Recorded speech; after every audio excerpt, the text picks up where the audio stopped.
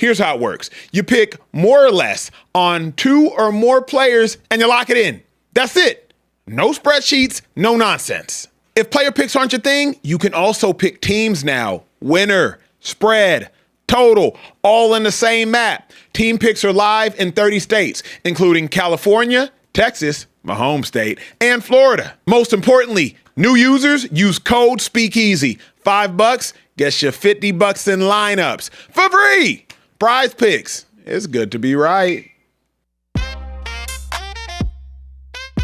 Go back to, I can't go voice him in to start the show. Welcome in, ladies and gentlemen, to the Speakeasy, sophisticated sports talk with the best in the game. I'm the large human being nicknamed Carebear, standing behind the bar, Kieran Hickey Simple, and I am joined here on the last show of the week with two gentlemen who played in the National Football League. One of them, a participant, an all-pro participant. Emmanuel Acho in the building. How we doing? Last show of the week. Beautiful people. Y'all can be doing anything. You are kicking it with us. We do not take it for granted. Regardless of how tough your day has been, consider this your escape. Consider this your hang. Whatever you're doing, stop right now. Hit the subscribe button. After you do that, hit the bell button. Consider us your evening family. If you want us to talk back to you, drop a super chat and Social Che will respond and we will get you on the show. Carebear, turn me up. Also joining us here in the Speakeasy, a very special guest, a man who's got a Pro Bowl in the National Football League as one of your favorite route runners. As a matter of fact, he's your favorite route runner's favorite route runner. He is also not only a father, a coach. His son is cold at basketball and football, and he will let you know to your face. And he loves bickering at refs at AAU basketball and football games. I'm talking about TJ. Who's your mama? Hooshman Zah in the building. How we doing today, Hoosh? Good to be back, and I will be bickering at him this weekend as well. Absolutely. You're going to let him hear it. Speaking of another father here in the Speakeasy, this man's about to be a father times 2. One of the best in social and also moderating the chat here tonight. Social Trey in the building. Social Trey. How we doing today? What's happening, man? Listen, it's a Speakeasy Friday, so I'm feeling great. That's all I got. Look, man, I'm happy to be here. We have a lot to get to today. First, we got to start off with more drama in the sports world. What happened? Nick Wright, one of our favorites, is getting into it with the Ball family. Big Ball. Come on, Nick. Let's go ahead and take a look at it real quick. Nick Wright Kill the music. called LaMelo Ball a clown. He called him a clown. Did he? Yeah, it was interesting. I'll let you guys take a listen and hear for yourself. And I'm not sorry, and I don't care if this gets clipped. That young man is a clown and has been a clown forever and will never not be a clown. Well, that's a little far. You don't know that. You're right. You're right about that part. Hopefully he learns. I hear you. You know what? That part is correct. He, you know what, Brew? I'm glad you're here to correct that. I don't know what he will be down the road. What I do know is that the way he conducts himself on the court, and it would appear off the court, is that of an immature, coddled teenager. That's what Nick Wright had to say. Hold on. Before we can get any further, that's the first time I watched this. I respect Nick. Nick was out of line, out of pocket, and completely out of a legitimate train of thought by calling Ball a clown. You can say that was clown behavior and now describe the behavior of clown-like, but to call LaMelo Ball a clown, now you legitimately crossing the line. Because this isn't a kid that has been to jail. This isn't a kid that has a long rap sheet. This isn't a kid that's had any run-ins with the law. Yeah, he got some tattoos. So? Yeah, he does some dope celebrations after he hits a tray ball. So? Was taking out Bam Adebayo's ankle leading into injury, was that clown behavior? I wouldn't even have called it clown behavior. I would have just said it was dirty, it was negligent. I would have used a completely different word. But to say that he is a clown, he's always been a clown, and will always be a clown is completely crossing the line. Talk about the action. Clown behavior, disrespectful behavior, negligent behavior, dirty behavior. I said it was a dirty play. I didn't even call him a dirty player because now you're describing the individual as opposed to describing the action. And there is a way big difference that Nick Wright has been in the game so long and he's so good at being in the game that he should know the difference. So hopefully he has issued an apology. If he hasn't yet issued an apology, hopefully he does issue an apology because I can speak from experience. When you sit in these seats too long, you get comfy. And not just comfy literally, you get comfy figuratively, calling another grown man a clown, saying that they have always been a clown, and then projecting and speaking over their future that they will always be a clown. It's disrespectful. It's completely out of line and completely disrespectful. It's very disrespectful. Lonzo Ball also responded to these claims about his younger brother being called a clown by Nick Wright. He said, Nick Wright a bum with a clown emoji, and he also went on to say, folks saying clown with a perm. Fuck out of here. TJ, your reaction to this these comments by Nick Wright? I don't like it personally. I just feel like when you're in a position that Nick Wright is in, keep it basketball. Yep. You can call it dirty as you said. Yep. The play was it uncalled for? Yeah. LaMelo not trying to hurt him. You just got to be careful who you speak like that about, because you do the wrong person, you're getting your ass slapped. You getting slapped. Now you might be you don't want to get sued. I'm for sure mushing the fuck out of you. I'm mushing you. And then what? Yep. Like you cannot make this personal.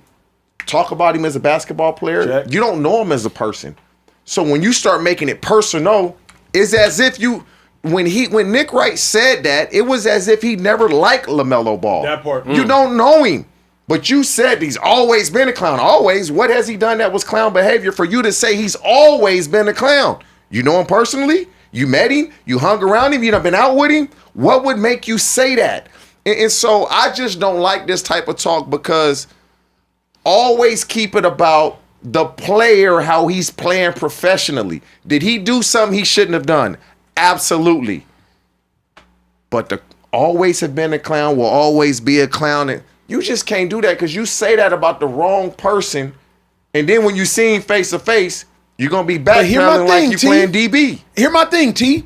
It'd be one thing if you say that about somebody who's legitimately displayed clown behavior off the court. Dude ain't done nothing off the court.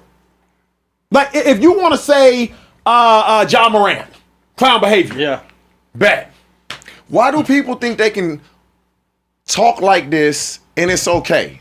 Because you sit in a desk, you don't ever have to see anybody in person, you don't ever got to get checked in person. I think more than anything, respectfully, when you don't do something, you don't have a reverence for that thing that's being done.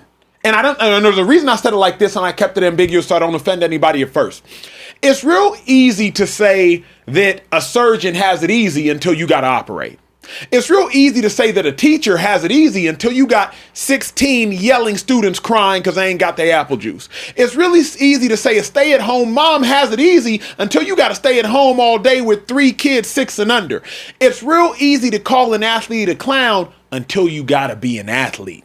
And so for me, this just speaks to the fact that Nick Wright, like so many others, don't necessarily know what it takes to do what it takes, and so as a result, you're giving takes because you don't know what it takes. But the talk, okay, did he make a play that he shouldn't have made, LaMelo? Yeah. But you're not trying to hurt Bam. You're not trying to hurt him. We play the game. We play the game of football. Yep. We're trying to be aggressive as we can be, but I'm not trying to hurt you. I'm trying to. If I put you out the game when it's a legal hit, cool. But I'm not trying to hurt you. Yeah. You feed your family the same way I feed my family, and I want you to be able to feed your family next week the same way I want to feed mine. He not trying to hurt Bam. It was unfortunate. It was uncalled for to kind of take his legs from out under him like that.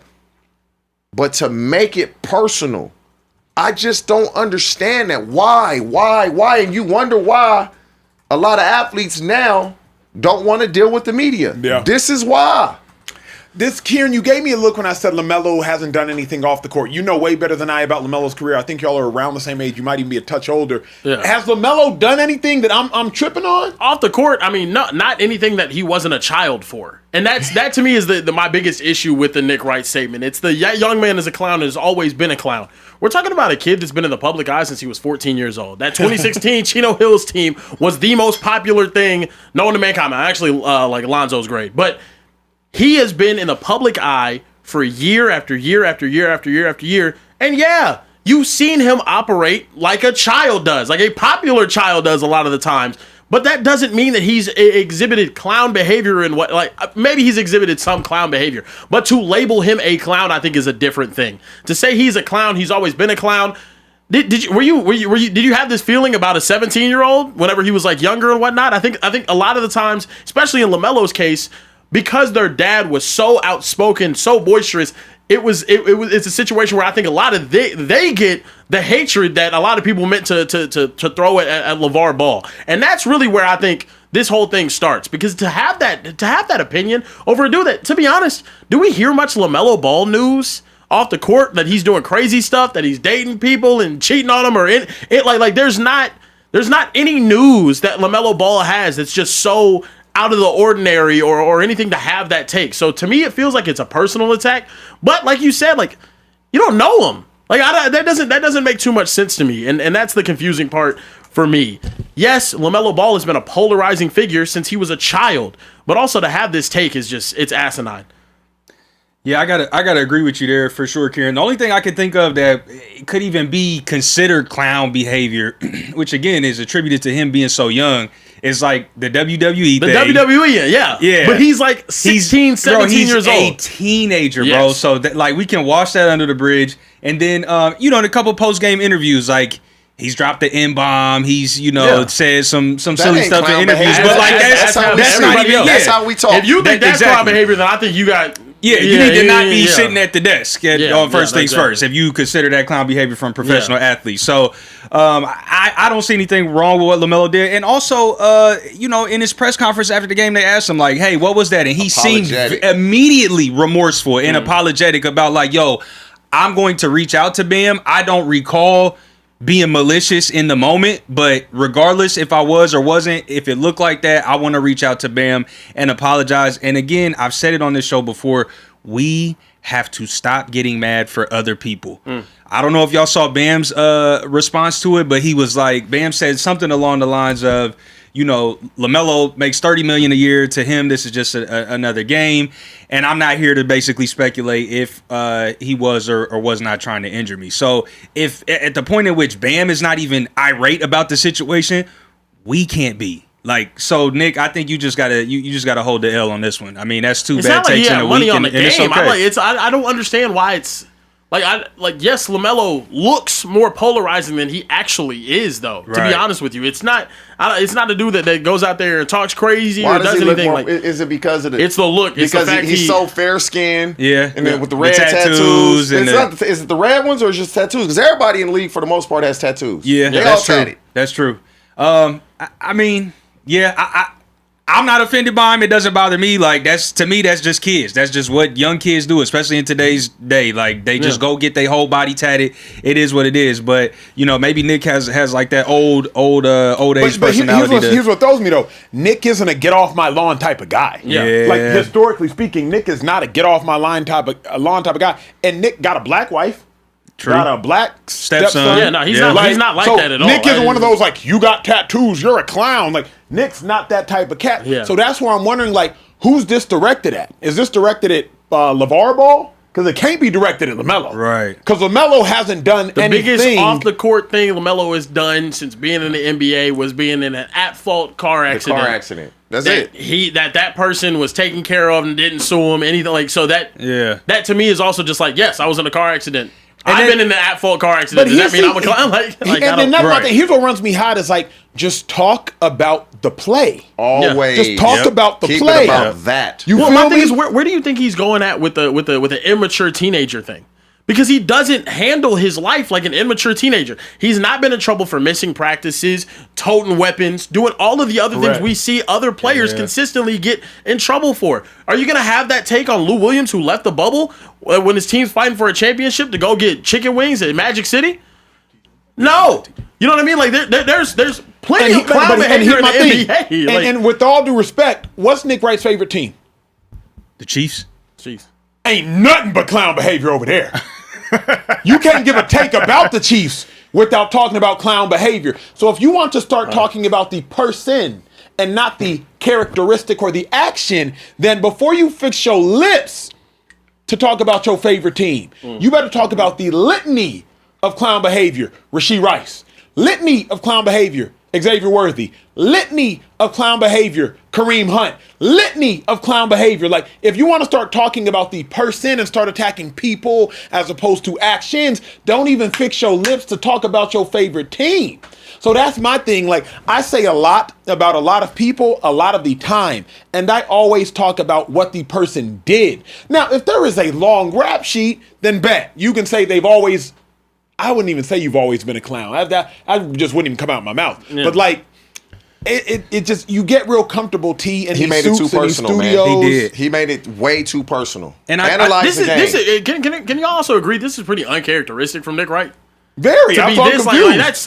That's exactly what I was getting ready to say. There's got to be some underlying thing, because Nick Wright, I don't think is a dude that takes it personally. Like, he talks about people statistically and has more nuanced, I think, arguments. Exactly. And that's what I was getting ready to say is Nick Wright is a known statistician. He doesn't really give ungrounded, unfounded takes on the show a lot of times. He wasn't in this instance. So my thing is, and even today, I'm pretty sure they went on air and Kevin Wiles, his co-host, did a thing where he's like, you got to come with facts. If you're going to say something, back it up. If you're going to say something, back it up. Nick made this claim about him having been a clown, being a clown, and will always be a clown, and then provided no evidence. And when Broussard pressed back, he's like, you are right that I don't know him. Like, maybe he won't always be a clown. Yeah. You're like, if Nick was doing this about Josh Allen, because the whole Bills rivalry, Chiefs thing, but like this don't even make out of line, out of pocket. But T, you right. Like, when people don't have any fear of getting pressed or getting checked, that's the thing. Like, because that, I don't know. I'm not just calling somebody a clown, especially if they ain't attack me. Yeah. You know what I'm saying? Yeah. I just think a lot of times, if you don't like the way he handles himself, try being one of the most popular basketball players on the planet at 14 years old. Yeah. Genuinely. He at 14, 15, 16 years old was more popular than most of the NBA. Yeah. That he had more eyes on him and what he was doing on a day-to-day basis than most of the NBA. This goes back to not being able to empathize. People don't realize the difference between sympathy and empathy. Sympathy, I feel for you, but I don't know how to feel it myself because I've never been in that position. Empathy, I know how to feel it myself. Therefore, I not only feel bad for you, I can quite literally feel exactly it is what you feel because I've had to feel it before. Nick ain't get famous until late 30s. Yeah. LaMelo been famous forever. Yeah. So I can't imagine being LaMelo famous at 16. Other famous. You feel me? Yeah. Like you don't know what it's like for people to know you at 17, 18, 19. You know what I mean? Yeah. Like, so you can speak when you don't know what it's like. Anyway, I love this conversation. Popping. Any super chats? Before we push. A jam-packed show, by the way, people. Yeah. A jam-packed show. Facts. A lot to get to. So I'll keep it one super chat from our guy 214, Mr. DFW in the building. Said Nick Wright is giving takes like he had Heat plus the points and lost the bag on the game. Straight up. That's what I know. It's safe to say Nick Wright is Nick wrong today. That's fair. So I get those takes, bro. I get personal when I lose some bread too. PrizePicks, coach. Speakeasy. Oh wow. Come on now. Where you at, Karen? I hear you. Look, moving forward. Great news, phenomenal news out of the National Basketball Association. The world is healing, ladies and gentlemen. The NBA and NBPA have ruled in favor of Lakers' Luka Doncic and Pistons' Cade Cunningham on their extraordinary circumstances challenge for the 65-game award rule, making them both eligible for 25-26 honors such as MVP and All-NBA team. Can we get a round of applause for that? Can we get a round of applause for that? Oh, snap. Come on, let's get a round of applause for that. Thank you. Let's get a round of applause for that. I'm working. Sorry. Shams also said Doncic missed 2 games in December due to the birth of his child abroad, and Cunningham had a collapsed lung. Minnesota's Anthony Edwards filed a challenge as well, and in his case was advanced to an independent arbitrator, but was denied and is not eligible for awards, sources said. Fellas, do you guys think the NBA got it right? Hell no. Oh my gosh, bro. I hate this. I love it for Luka. I love it for Cade. I hate it for the NBA. Emotions can be gray. Rules have to be black and white. Not can be black and white. Rules have to be black and white. Otherwise, there is no point in having a rule. A line is definitive. You know when you cross it, you know when you don't. A 65-game mark is definitive. You know when you cross it, you know when you don't. Because the problem is, at the point in which you start to adjudicate this rule with too much dexterity, if you will, pliability, if you will, then what about Ant-Man? Because Ant-Man missed games too, and he appealed, but they haven't accepted his appeal. So the birth of a child, fair. Collapsed lung, fair. But ankle, no good. A knee, no good. A collapsed lung, more important than a torn ligament and an Achilles? Like, how are we supposed to now adjudicate the rule when birth of a child, fair. Death of a parent, not fair. Birth of a child, fair. Death of a grandparent, not fair. Sister's wedding, not fair. But death, fair. How do you adjudicate the rule? If you have a rule, unfortunately or fortunately, the rule just has to be governed with a black and white line. Emotions can be gray, Kieran, but unless you want pure anarchy in the National Basketball Association, I do not believe rules can be gray. Wow, I'm on the fence with both. I agree for Luka, and it's not because I'm a Laker fan. It's because he traveled to see the birth of his child. Okay. An injury is part of the game. There's no, if you're going to say it's okay for Cade, it has to be okay for everybody now. Because it's an injury. Unfortunate injury, not a common injury, but nonetheless, it's an injury. Talk about it, too. And so, how can you approve Cade Cunningham, but you don't approve Anthony Edwards or whomever else that doesn't qualify? Jason Tatum, he wouldn't make any All-NBA, but he had an Achilles. What's the difference for him as well? Talk about it, There's so many guys that had injuries that will not be eligible. Luka, you traveled to see the birth of your child. You would not have missed those games. Cade Cunningham, you would have missed those games. And so for me, I said this months ago on this show. When you miss consecutive games, the rule was put in for load management. Correct. Yeah. Yep. When you miss consecutive games because of injury, let's say 5 or 6 in a row, those games should not count. On whatever minimum you want to have, whether it's 55, 56, whatever it is. But if you miss 5, 6 games in a row, like Jokic missed early in the year, and it was like, oh, is he going to come back to be able to get any All-NBA honors? Those games shouldn't count because this was put in for load management, not for guys getting hurt and injured.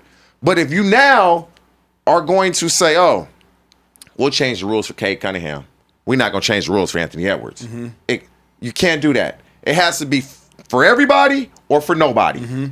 Here's my issue. Kieran, please, Kieran. You do think there's a difference in being intentionally rested when you're ready to play, like Anthony Edwards was in multiple situations, and then having a collapsed lung. I understand that injury is injury, but there was games, multiple games, and this is noted that Anthony Edwards could have played in that he was sat from because they intentionally wanted to rest him for come playoff time. Yeah. That's the difference here for me.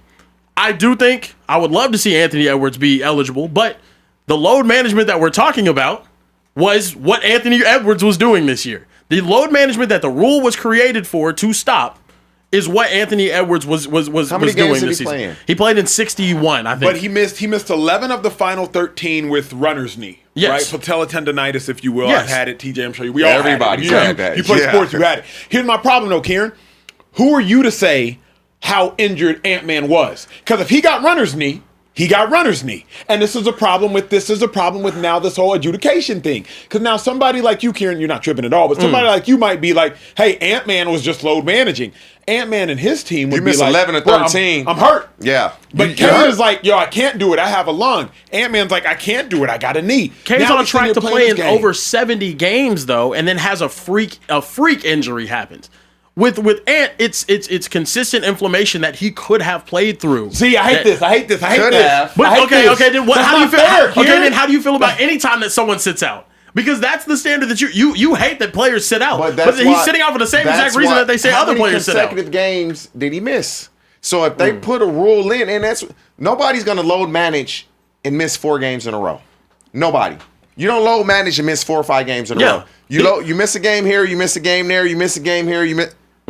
Anthony Edwards missed consecutive games. Yeah.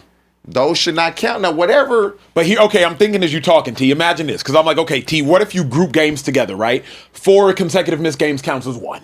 Yes. But here's the problem. Somebody like Steph or LeBron at this stage in their career, hey, don't go on this road trip. When we go play Miami, Orlando, Houston, that road trip the Lakers went on, they played Houston, Miami, Orlando. Hey, just don't go on this road trip. And that just counts as 1 game? Now, you don't do 4 games. It has, to me, 6, 7 games. You miss 6, 7 games in a row, you're truly injured. You're hurt because that's going to be at least a week and a half. 7-8 games, right? Thank you. You're truly injured. Yep. And so no road trip for the most part is 7 or 8 games. Mm-hmm. If you go 4 and 5, yeah, guys may 7 or 8 games. Now we know this player is really hurt. Yeah. Because now you're bending the rules. Yeah. Right here today, what they're doing. You're bending the rules. Yeah. If it's good for Cade, why is it not good for everybody else? I just think It's it's different. See, Being even with listed- that though, being listed TJ, is- if I tweak my ankle, I have a mild ankle sprain, or just even call it moderate, and I need to miss 3 games. You good. But now I'm back. Do those 3 games still count against me, even Yeah. though it was only 3? Yeah. They Okay. count against you. Because if what Acho, that makes a lot of sense. But So that's the still a legit injury, though. But the older players, if I can just miss 4 games and it's only technically may count as 1, I'm going to do that. I miss those 4. Yeah, but yeah. I don't believe the older players, the Steph, the LeBrons, the Kawhi Leonards, honestly, they all care about being given honors. They don't give a damn about being first, second team all NBA. You know what they are. But here's the thing. Yeah. Based on what they're doing right now, Kieran, you might as well not have the rule. Because why have a rule just for a committee to come in and override a rule that you established? They changed the rules in the middle of the race. Yeah, You literally. can't As they change the should. rules in the Literally. middle of the I race. like As that they though. should. But I then like you- that but then- though. but then We just don't should have have the seen that. rule. We I should like that. We should have seen that from the NFL Hall of Fame voting with Bill Belichick. We would have all loved to see the NFL say, you know what, our voters didn't get it right. We're gonna go back and I make them agree with and that. make them, I and agree. make them There's vote things that- again yep. and right this wrong. I completely don't see agree. anything wrong with it. It's okay to be like, sometimes you know you have So rules in because Cade place. Cunningham missed games, you agree that now he can be all NBA. So now somebody that probably pushed through Yes. some shit that Yes. they shouldn't have pushed Yes. through Yep. may not make Jaylen it Brown. Yeah.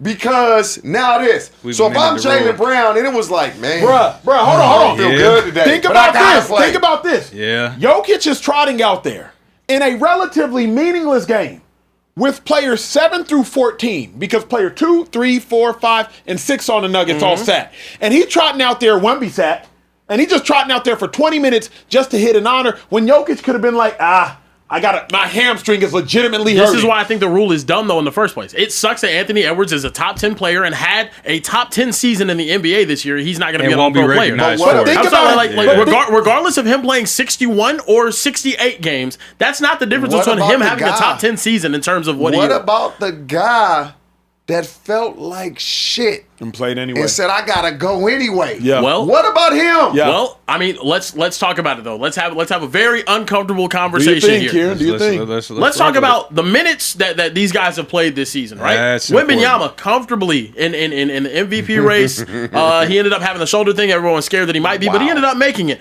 I want you to guys to go and take a look at this picture, right? Luka Doncic played 2,289 minutes this season. Cade Cunningham 2,172. D Book 2,100. At the time that this graphic was made, all of these players were not eligible for awards, but Victor Wembanyama at 1,866 minutes was comfortably eligible. And let me tell you this though, also, if the difference between Luka Doncic's minutes played and Victor Wembanyama's minutes played, based off of Luka's average minutes played per game, is an 11-game difference. 11 games. So I could show up, go out there on the court, lollygag for 20 minutes, get the eligibility, and go off. That might be where the game ends up going because we care about a set game rule. Guys, it's never been an issue before if a player didn't play enough games, them getting the award. That's never been something that we've ever talked about. Has there ever been a season where you're like, well, that guy only played 40 games. He robbed somebody out of an all-NBA situation. You know what it is then, Kieran? You know what it is you're talking. You're not convincing me, but you're convincing me. The punishment, it's not that it didn't fit the crime. It's that the punishment was for a different crime. Because you shouldn't have punished players for you shouldn't have taken the awards away and made that the issue. Because at the end of the day, T, the voters should be able to say, well, hey, you didn't play in a certain amount of games in my own head, so like you're just not worthy of that. Because now you're taking away all NBA awards as opposed to like probably just fining the individual or you know what I mean? Like making it a broad stroke award thing. Now you're punishing people who didn't sin. You know what I'm saying? Like And the way the NBA is built now and set up contractually, all NBA means a lot more money contractually. correct. True. And so when you don't receive that honor, that's messing with your pay. Facts. And that to me is the biggest problem. Is this all NBA matters so much because when you have that all NBA on your name, now you're eligible for the Supermax. Yeah. And I believe that's like $30-40 million difference. I just thought of something. I'm happy you brought up that Jokic point earlier of him having to go out there and play the 20 minutes with 7 through 14 on the roster. Do you think that right there, because that's why we want to stop load management. We want him to show up every game. We want him to be able to go out there and play. Do you think that made a whole world of difference for somebody? Watching him go out there for 20 minutes and then get taken right out? Stupid. No, it made a difference. It was. I'm going to tell you why it made a difference. Because it's people that bought tickets to watch that game because they want to see Jokic play. Did they watch that game to watch Jokic play for 20 minutes and then sit the rest of the half? When you are a Jokic, a Luka, a Cade Cunningham, a Wemby, you one of the best players. Anthony Edwards, Devin Booker. People buy tickets not to go watch the game. Yeah. They want to go watch you. Sure. So, yes. Now, if a fan says, hey, I want a refund because I went to see Jokic and he didn't play, they going to get a refund? No. But here's the thing, T. Let's be honest about the matter. You didn't go out there to watch Jokic haphazardly play for 20 minutes All-star without Jamal Murray, effort. without Aaron Gordon, without Christian Brown, without Cam Johnson. Because that wasn't... Jokic is made so great because he can do a pass over his shoulder to Jamal Murray, and Jamal Murray trade ball. Instead, he's throwing it to, Bruce Brown, and he's fumbling it. It's just not the same. I'd take 23 minutes of Jokic over no minutes. Yep, that's fair. Because we got to understand... These I would have paused it for sure. These games, yeah, that's fair. We are nothing without the fans as athletes, and Big so facts. There's kids that look forward to these games, and so I don't know what they're gonna do, but they got to figure this out. You can't change the rules in the middle of the race. That's facts. Hey Trey, get to these super chats, bro. I hear it's popping in the chat. Come on, man. We definitely got a couple super chats. One from our resident comedian, lady regular, Stephanie. Close. What's her name again? Shannon. Yeah. Shannon Wilson, 4776. TJ, you've missed a lot, brother. You have missed a lot, bro. Shannon Wilson. Bring me back up. All right, we got you. She'll bring you up, all right. Yeah, she will. Down, what around. I missed, Shannon? What I missed? And all the way through town. She said, whoa, fellas. Was there an episode last night? I couldn't stream it. There was not. Wasn't no episode. You didn't miss anything last night. She said, hey, TJ. with a smiley heart emoji all around it. Look, I told you about us married men on the show, Shannon. What's up, Shannon? Shannon, what's happening? She said, I love when you're on the show. I asked a question about Travis Hunter the other night, but y'all didn't answer. Is Travis better at receiver or corner? DB. He's a good receiver, but he just instincts are so natural at corner. He's born. You can't teach that. Yeah. Natural. That's fair. Now, our resident comedian, Tall Up 340, is in the building. Shout out to Tall Up. What up, mate? He said, Luka missed the game because of suspension. He should not be eligible. You put the rule in, you abide by it. These players are making millions. Every other player is playing through injury, and the NBA is playing favorites. They're not wrong. They're not wrong. I don't think the NBA is playing favorites. We know because you think there's an agenda against Luka. No. I don't think they're playing favorites and leaving out the possible face of their league. But no. You think you do it give for two Luka players, credit and screw over Anthony Edwards? Yeah. When you do it for two players, that's favorites. You think the Edwards NBA wanted it? He didn't get it. So he ain't a favorite. Time out. You think the National Basketball Association is looking at their ratings dropping year after year after year, and they're saying, hey, the guy that gets us more motion on everything during the playoffs the past 2 seasons, Anthony Edwards, is a guy that we want to screw over. They did. In favor of Cade Cunningham and Luka Doncic. Here's what I think it is, Kieran. That's crazy. I think the NBA doesn't necessarily watch shows, this show, but he watch shows like this. Cade and Luka were going to be first team All-NBA. Yes. Ant-Man wasn't. Yeah. So if you need to favor anybody, favor the two that were going to be first team All-NBA, because that will cause a revolt. Yeah. So Ant-Man might be second or third team, but make sure you get in the first team. Keep it pushing. We got a lot of show to get to. Mr. 64 Productions said, TJ, do you owe Sharon Moore an apology? Nah, I don't owe him an apology. What he did was dumb as fuck. Okay. Now, did they set him up? Yeah, they set him up, but what he was doing was still dumb. Yeah. Did he get set up? Yeah, and I said that. Yep. Yeah, see, people just look at the clip that's posted as opposed to everything. Yeah. And I feel bad for him. I didn't feel bad for him when at the time. felt bad that they set him up the way they did. And now, once he got set up, it's like, we're going to sweep it under the rug. Yep. Bye-bye. Right. But, hey, if he had never put himself in that position, could he have gotten set up? Talk about it. Okay, Right. then. That's Absolutely facts. not. Yeah. That's facts. Listen, last one I got is from our guy, Benjamin What up, Todd. B-Todd? Shout out to B-Todd. Said, is it any better that Nick said that in terms of the actual word clown, he wasn't aware of how offensive the word is? Bullshit. Nah. Nick says he is called a clown all the time and he is numb to the word. Thoughts? Bullshit. I mean, like, what are we doing? Come on, Nick. You've been in the media game Nick, way Nick, too you long. can sell that crock of shit to somebody else. Yeah, because I'm not buying we it. not That's buying it. crazy. Not at all. None of it. Also, we just got a $50 super chat, though. $50 super chat? Who Come it on from? now. Javante Crawford. Oh, shout out to our Yeah. guy Javante Crawford. Just dropped a $50 What super up, babe? chat. Said, shout out to my guys, but I have to ask a couple things. It feels good. Y'all hear that? I can slam on this desk. That last one, it wasn't even enough room to do that. He said, shout out to my guys, but I have to ask a couple things. Do we think Keon Coleman can make the jump next year? And what do we think of Dexter Lawrence asking for a trade? Much love. Go ahead, T. You go Keon, I go Dexter. You got the coach in your corner. He wants to see you succeed. If you can't do it now, you're not doing it. Dexter Lawrence want to get paid. Straight up and down. Pay me what I'm worth or I want out. Yeah. Very simple. Dexter Lawrence has been a good soldier. A lot of people have come and gone from New York. Xavier McKinney, amongst others. He been there just riding it out. Get him his bread, bro. He's probably top 5 D tackle in the game. Somewhere Minimum. around 3 to 4. Yeah. Like, For sure. Wait, what? Why are you making that face, Gary? He been there doing what, bro? Riding it out. But you've been in New York riding it out. There's no plausible offense. Oh my I didn't catch it. My pause Keep sensors it didn't- pushing, Look, bro. man, we Take gotta it keep off. it going. We saw. Sorry, I almost got choked up there. I saw that. Yeah, I heard that. Take We it. saw a vintage performance from our light skin captain of the team right now. Truly. Yeah. He might be light skin He group is. leader. Yep. Steph The group Curry leader's crazy. went nuclear against the Clippers in He the playoffs did. again. Take a look at this right Vintage here, man. Steph. Steph, tie ball game Get last off minute. me. Don't worry about me. Splash. Come here, Brooke. Splash. Come here, Brooke. Give a hug to somebody in the Oh, crowd, my brother. God. Come here, Brooke. Oh my goodness gracious. Steph Curry unconscious with the 3-ball. And this led to a hot take from our boy Kendrick Perkins. I'll let you guys take a listen. Steph Curry is the greatest point guard of all time. Greatest point guard of all time. We talk about those 4,000 points and it impacting his legacy, right? Think about what it did to the league. It changed the NBA. It changed basketball forever. Fellas, do you guys agree with Big Perk that Steph is the greatest point guard of all time? Steph Curry is a top 2 point guard of all time. Steph Curry is the greatest offensive point guard of all time.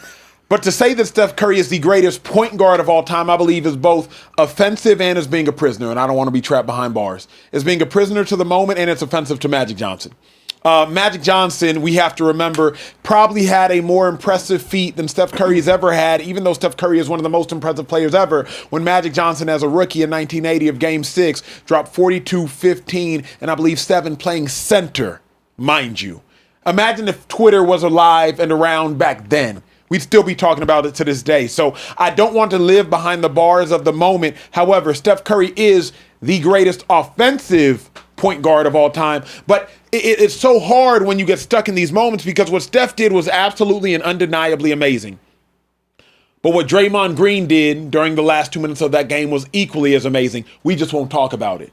We just won't talk nearly as much about it. Our show will because, we try to do our due diligence. But Draymond Green having Kawhi Leonard in Alcatraz. Draymond Green stealing the ball off the inbounds pass and then picking the ball from Kawhi. That was just as, if not more impressive. Draymond Green understanding and identifying how to get Steph Curry open. Like, Steph has to make the shot. Steph Curry has to have the endurance to run around screen after screen after screen. But even on that last play, can we take a moment to Draymond being aware Steph's going to throw the ball behind his back. Dre going to dish it right back to him. Slight moving screen. It is what it is. So, to me, Steph is goated. Obviously, he's goated. But I can't ignore the fact that Magic Johnson exists and existed and had 5 chips in 9 years. I can't do it. I can't ignore it. It's hard to say that. You're discrediting guys that have done so much for the game. Yeah. And when you talk Steph Curry,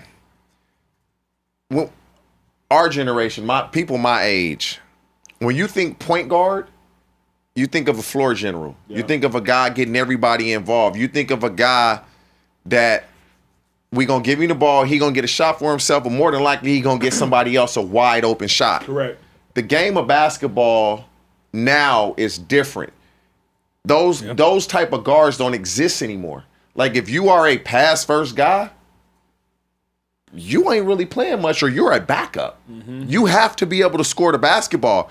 And so the way Steph Curry plays and the way Magic Johnson played, completely different style of basketball. The game was different back then than what it is now. And so it's hard to say, oh, Steph Curry is better than Magic Johnson. Magic Johnson was equally as great the way basketball was played in the 80s and 90s compared to what Steph Curry is doing now. Magic was getting everybody involved. Steph is getting himself involved in scoring points. It's just a completely different game. I'm not mad at Kendrick Perkins for saying that, but it's completely different styles of basketball to say that because it's disrespectful to Magic Johnson. I'm mad at him for saying it because Perk, one, knows better. Two, Perk is saying that rightfully so, capturing a moment when Steph Curry is going viral. So to have the hottest take will get you the most virality. And nobody can get mad at you after that performance of saying Steph Curry's the greatest point guard of all time. But again, we have to use context. Magic Johnson has 3 regular season MVPs, has 3 finals MVPs, has 5 championships, a 2-time steals leader, was first team All-NBA year after year after year after year after year after year until obviously he got the illness. So to me, like, it's ignorant to say that Steph Curry is the greatest point guard ever. And here's what offends me, T. It's willfully ignorant. It's one thing if an 18-year-old kid said this and you have no cognition of Magic Johnson. Perk, you know Magic Johnson, probably personally, and you know of Magic's game. And again, for a point guard as a rookie to play center and drop 42, 15, and 7 is more impressive than anything Steph and just about any other athlete in the history of sport has played. Kind of like in both eras, not with Magic Johnson, but he played in the era of point guard, get guys involved, the Rondos, the Chris Pauls, and he also played in the point guard, let's go get a bucket era. Correct. Steph Curry, Kyrie Irving type of guy. Correct. And so, and this is why I don't mind him saying that. He obviously prefers the scoring point guard. You would think he would prefer the point guard that's going to get him the basketball to get him buckets. But I'm not mad at it. I like that argument you just made there too, because I feel like they play the same position but in 2 extremely different ways. Mm-hmm. So to quantify like their impact, Magic came into the league with Hall of Famer after Hall of Famer. It was James Worthy, Kareem Abdul-Jabbar, like so much talent around him.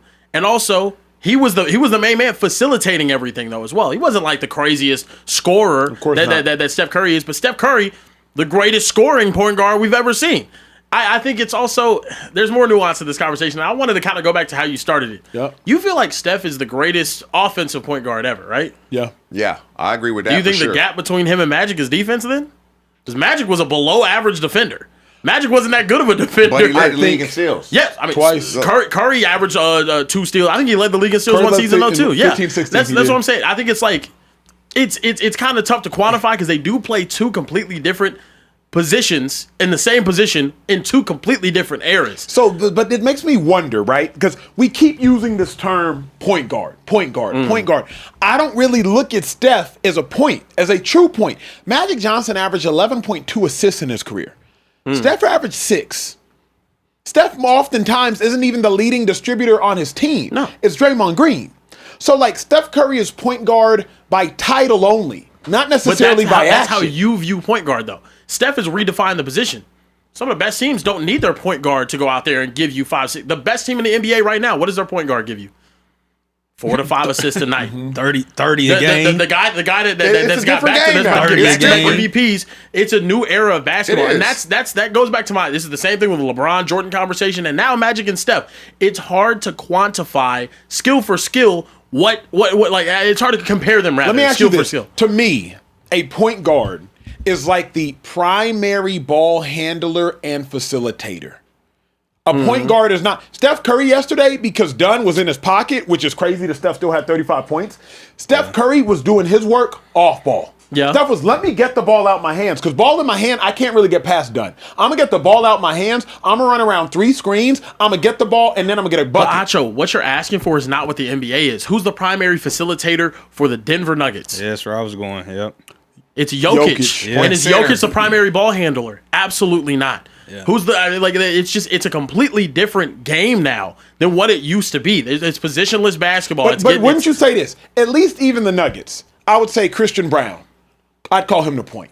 Lakers, crazy enough, when Luka's off the court, it's Reeves. If Luka's on the court, it's Luka. Mm-hmm. You know what I mean? Like if we just really talking ball, talking shop. Sure. The Rockets right now, I don't love it, but it's Thompson. It's a man Thompson. Yeah, like I don't love but him as them a point. dudes are like they looking to score. All them dudes. Austin Reeves looking to score. Luka looking to score. Thompson, he may be the least as you named that's not really looking to score, but he will. The game of basketball is just completely completely different. But we can't guys that downplay Steph though because the definition has changed. Because to Kieran's point, if we're gonna diminish Steph's what do I want to say, like efficacy in the game, then we have to do that for Jokic as well. He's completely redefined the center position, but none of us up here would dare open our mouths to say that Jokic is not on is doing a disservice to the center position. Jokic is a complete center and some. Jokic is going to give you 28 points. He's going to give you his 13 boards, and he's going to give you dimes. If Jokic was giving you 6 boards a game, we'd start to be like, this is kind of fishy here. At the point in which Steph is giving you, I think this season, 4.6 assists a game and 26 points a game. But it's hold like, up. So to that I would say, are you a 2 or are you a 1? I don't like that argument, and let me tell you why. Who do you think a greater 4 is? Dirk Nowitzki or Kevin Garnett? Subjective, but it's close. And why is it close? It's close. I don't think it's close because I'm not going to lie, the Mavs was whooping that ass in the playoffs. and Dirk was really the main one busting his ass. They're both 4s to me. But who's a better rebounder out of those two? KG, not even remotely. Who's a better defender out of those two? KG. Not even remotely close. But who would you say is greater? Who is a championship one on a team that won? You're going to say Dirk Nowitzki is. Some people will say Kevin Garnett. People are going to say KG. But the fact that it's a conversation means better scorer, but overall player, many will say Kevin Garnett. No, Kevin Garnett's more complete. I will say this though, because they have 2 completely differing skill sets. You're still not like you're crazy if you're saying KG's way better than Dirk is. You're also a little crazy if you say that Dirk is way better than KG is as a player. Mm-hmm. But my thing is, those 2 guys are completely different in skill set. One's an all-arounder that's amazing at everything. One's an elite scorer that's really great. But you're not saying that he's not any less great because he doesn't play the position to its full capability. I like that take. But what about the fact that like Magic averaged 19 points in his career? Mm-hmm. Steph is averaging, I think, 26. But Magic's giving you 11 dimes. Yep. Assume those, and Steph's giving you 6 dimes for his career. Assume those 5 dime difference is worth 2 points.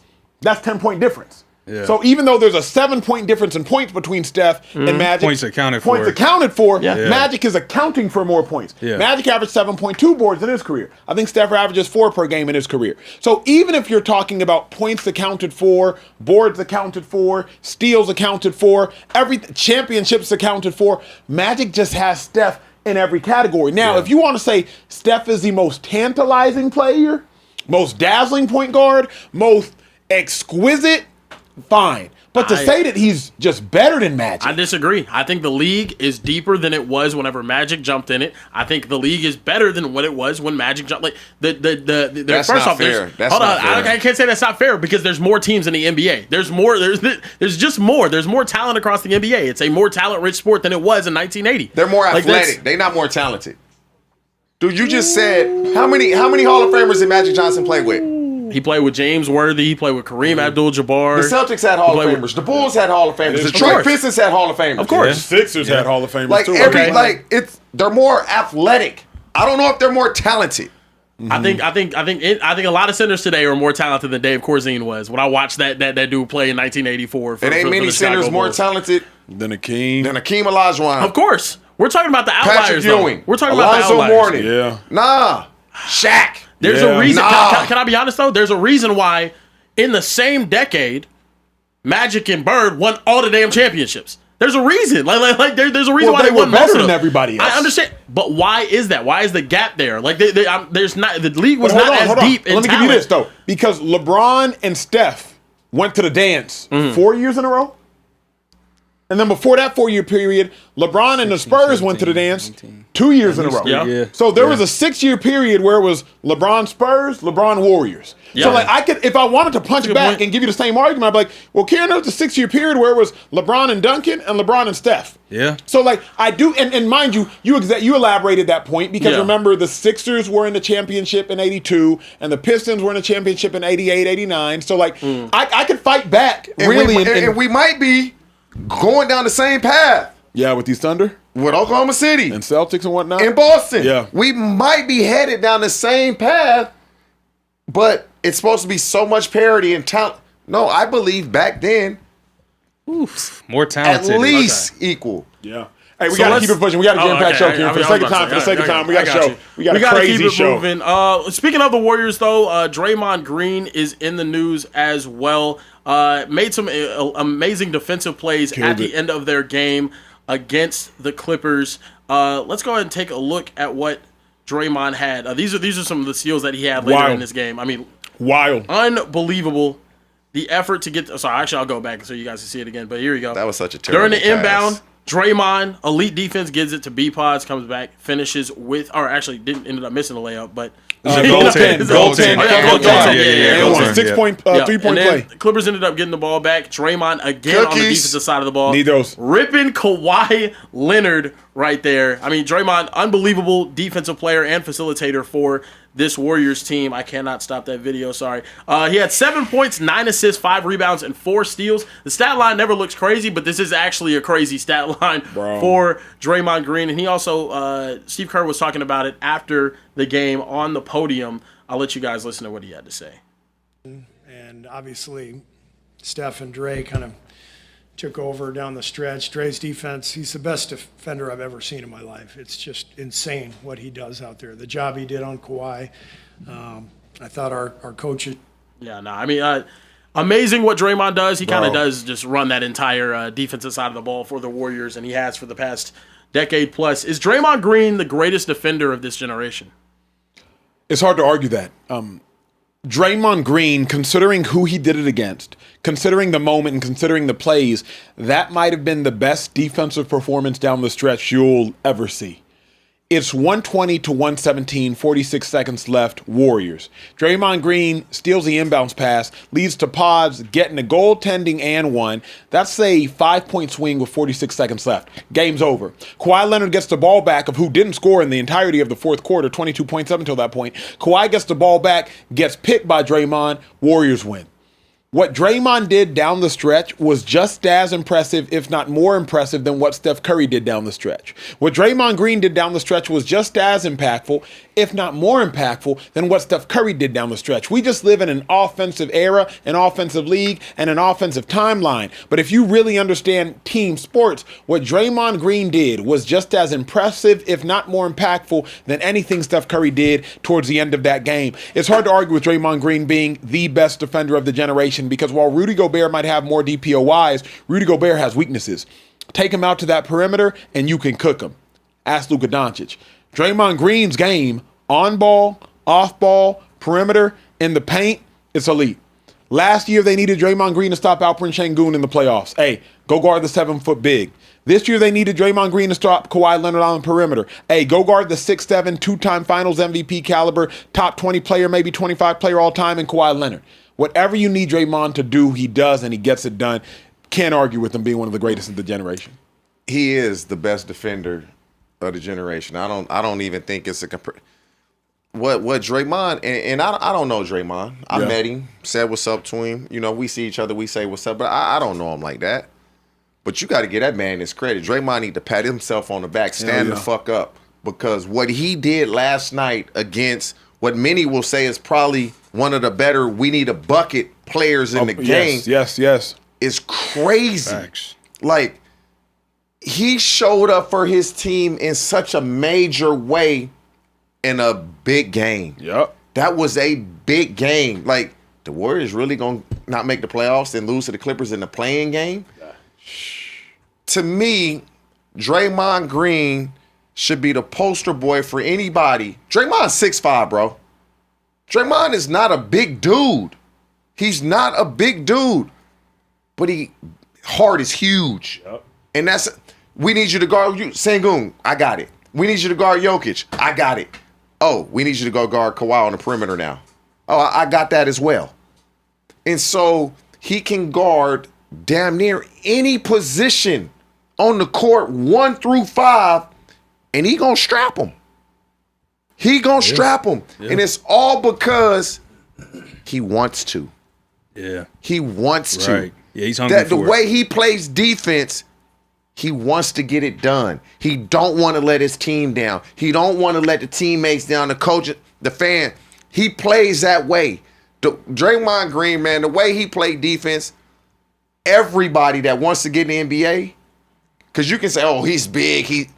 Draymond's 6'5". He in a league full of giants, and he's not a giant height-wise. Right. He plays like a giant in the biggest of games. I got so much respect for this dude. It's funny because my daughter, she a Warrior fan, and she like, you and Draymond are both just crazy. I'm like, damn, how'd I get thrown into this? Yeah. And it's because the way he be going at the refs, how I used to go at the refs and how I go at the refs now that she see. But, yeah, man, Draymond is by far the best defensive player of this generation. By far. Yeah. Can I ask y'all this? Forget the generation. Is Draymond the greatest defensive player of all time? Ooh.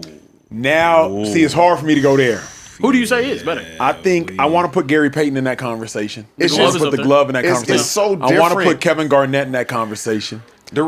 I want to put. Can we put the guy that he was guarding in that conversation? But this is like when you start going Gary Payton, Dennis Rodman, and those guys, Kevin Garnett.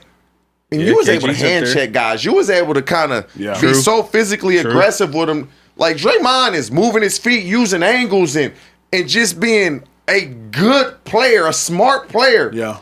It's harder for Draymond than any. It's harder. Here's why I would say the glove first is guards are typically more skilled than bigs, right? Because bigs, you can just be good off being big. Pause that. Guards are more skilled.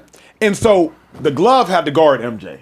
He did. You know what I'm saying? Like the glove, he had to guard the Stocktons. The glove, like you have to really guard guards. Draymond just had to guard a guard in Kawhi. And then 2-3. When you a 3, you a 3, 2 or 3, you the same player. Like Kawhi.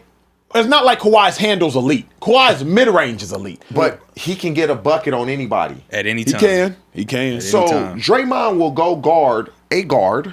Yeah. And then you will say go guard Jokic. But Gary Payton ain't doing that. Sure, but here's my thing. Draymond would never have to guard Kyrie.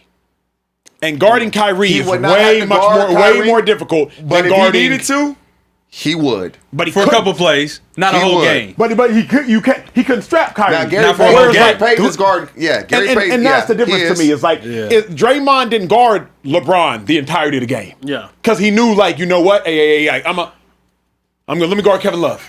Let me guard Tristan Thompson. So, like, to me, if we're being honest, Klay Thompson was an even more important defender during that stretch. And Iguodala. Yes. Both of those. So that's why, like, it's hard for me to give it to a big, because, like, Draymond won't guard Ant-Man.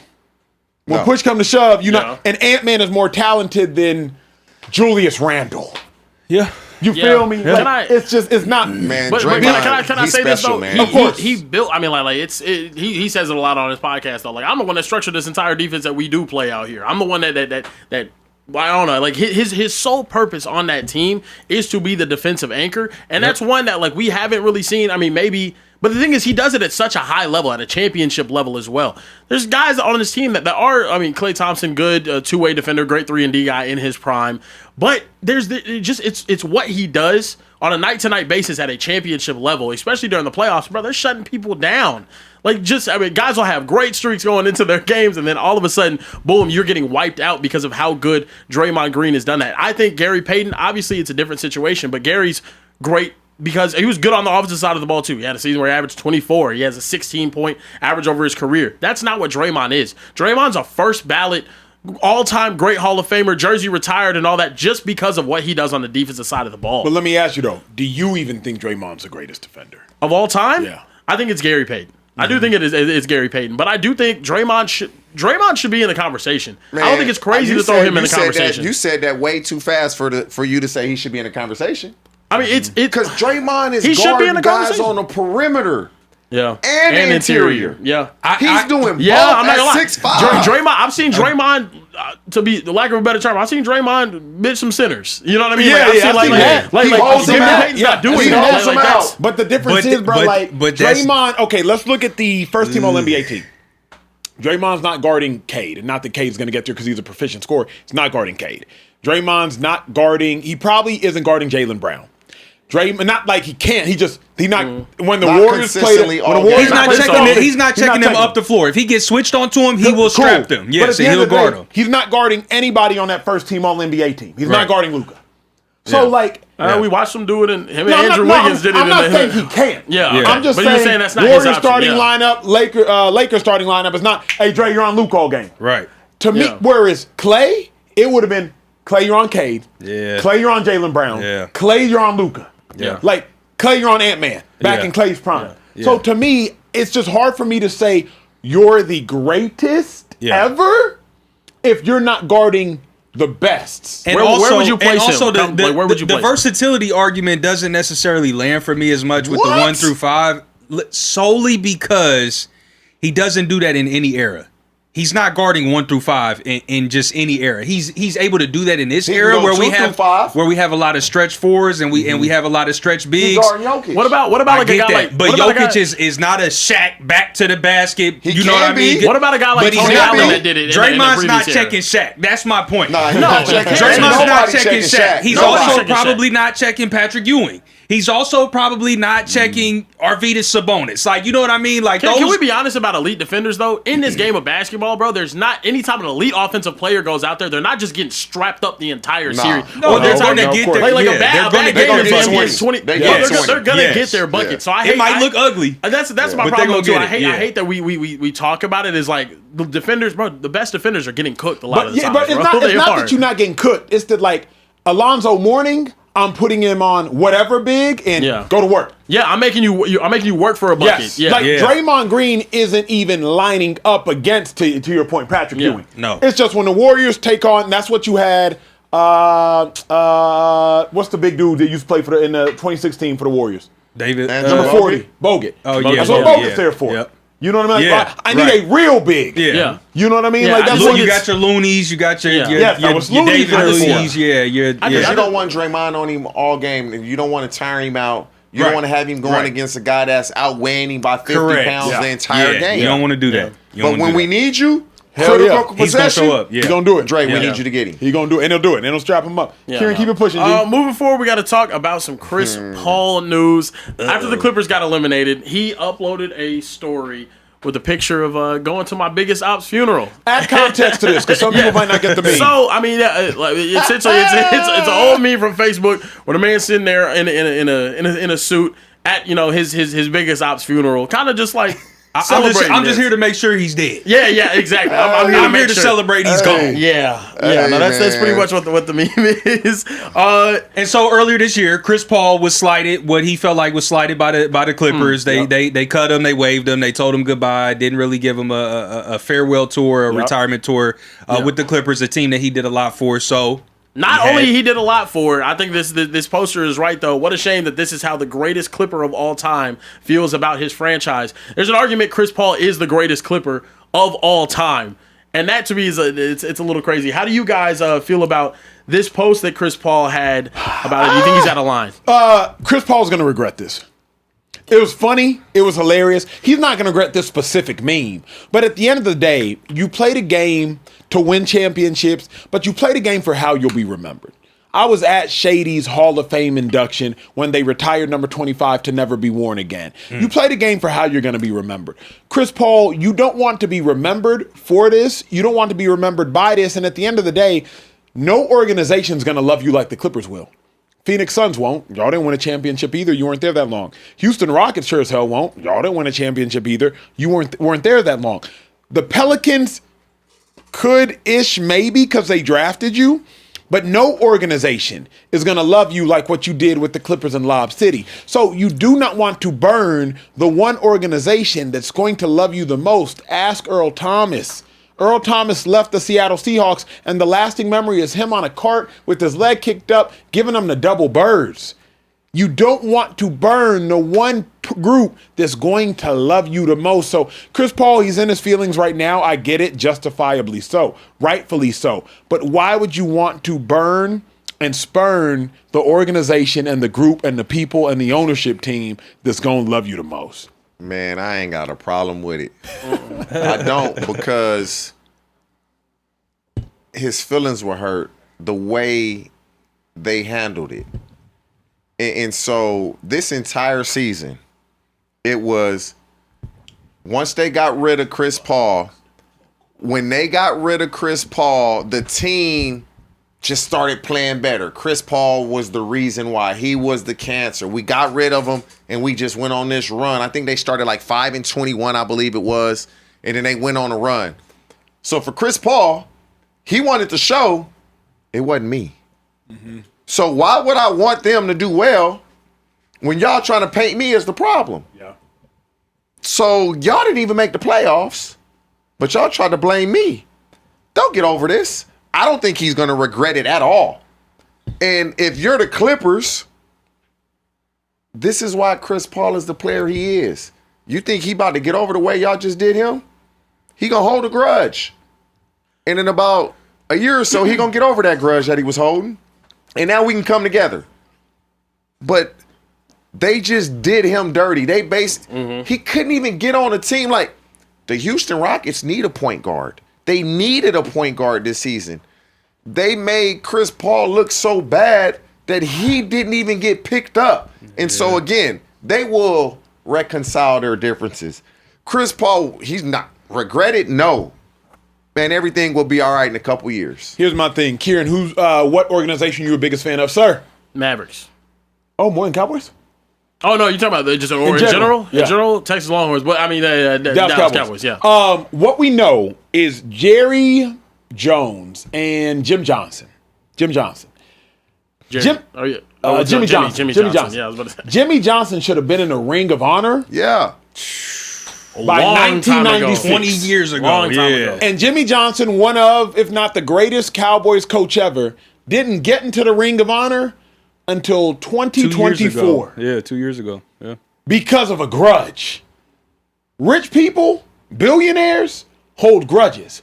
So there is easily a world where Steve Ballmer, owner of the Clippers, He not the dude. Not Ballmer. I'm just saying. I'm just saying. There's a world where, like, don't tick him off too much. Because, bruh, at the moment, we just got eliminated. The last thing I'm trying to see is Chris Paul dancing on our grave. Like, you think, and Kawhi don't care because Kawhi's just a different type of dude. But, like, you don't think Ty Lue saw this? He did. But Acho, the way they did him. Facts. Don't bring me in for leadership and get mad when I'm leading.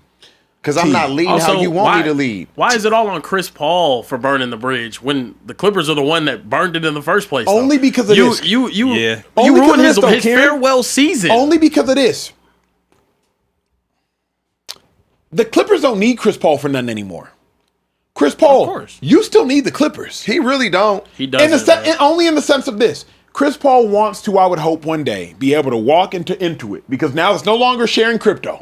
Walk into Intuit, look up, and see Chris Paul #3, retired X. But he going to the, if that don't happen, he going to the Hall of Fame. Sure. So if the Clippers you want, I'm going to the Hall of Fame. But T, like, you want to be loved, bro. And You still want to be loved. I wholeheartely believe that's happening.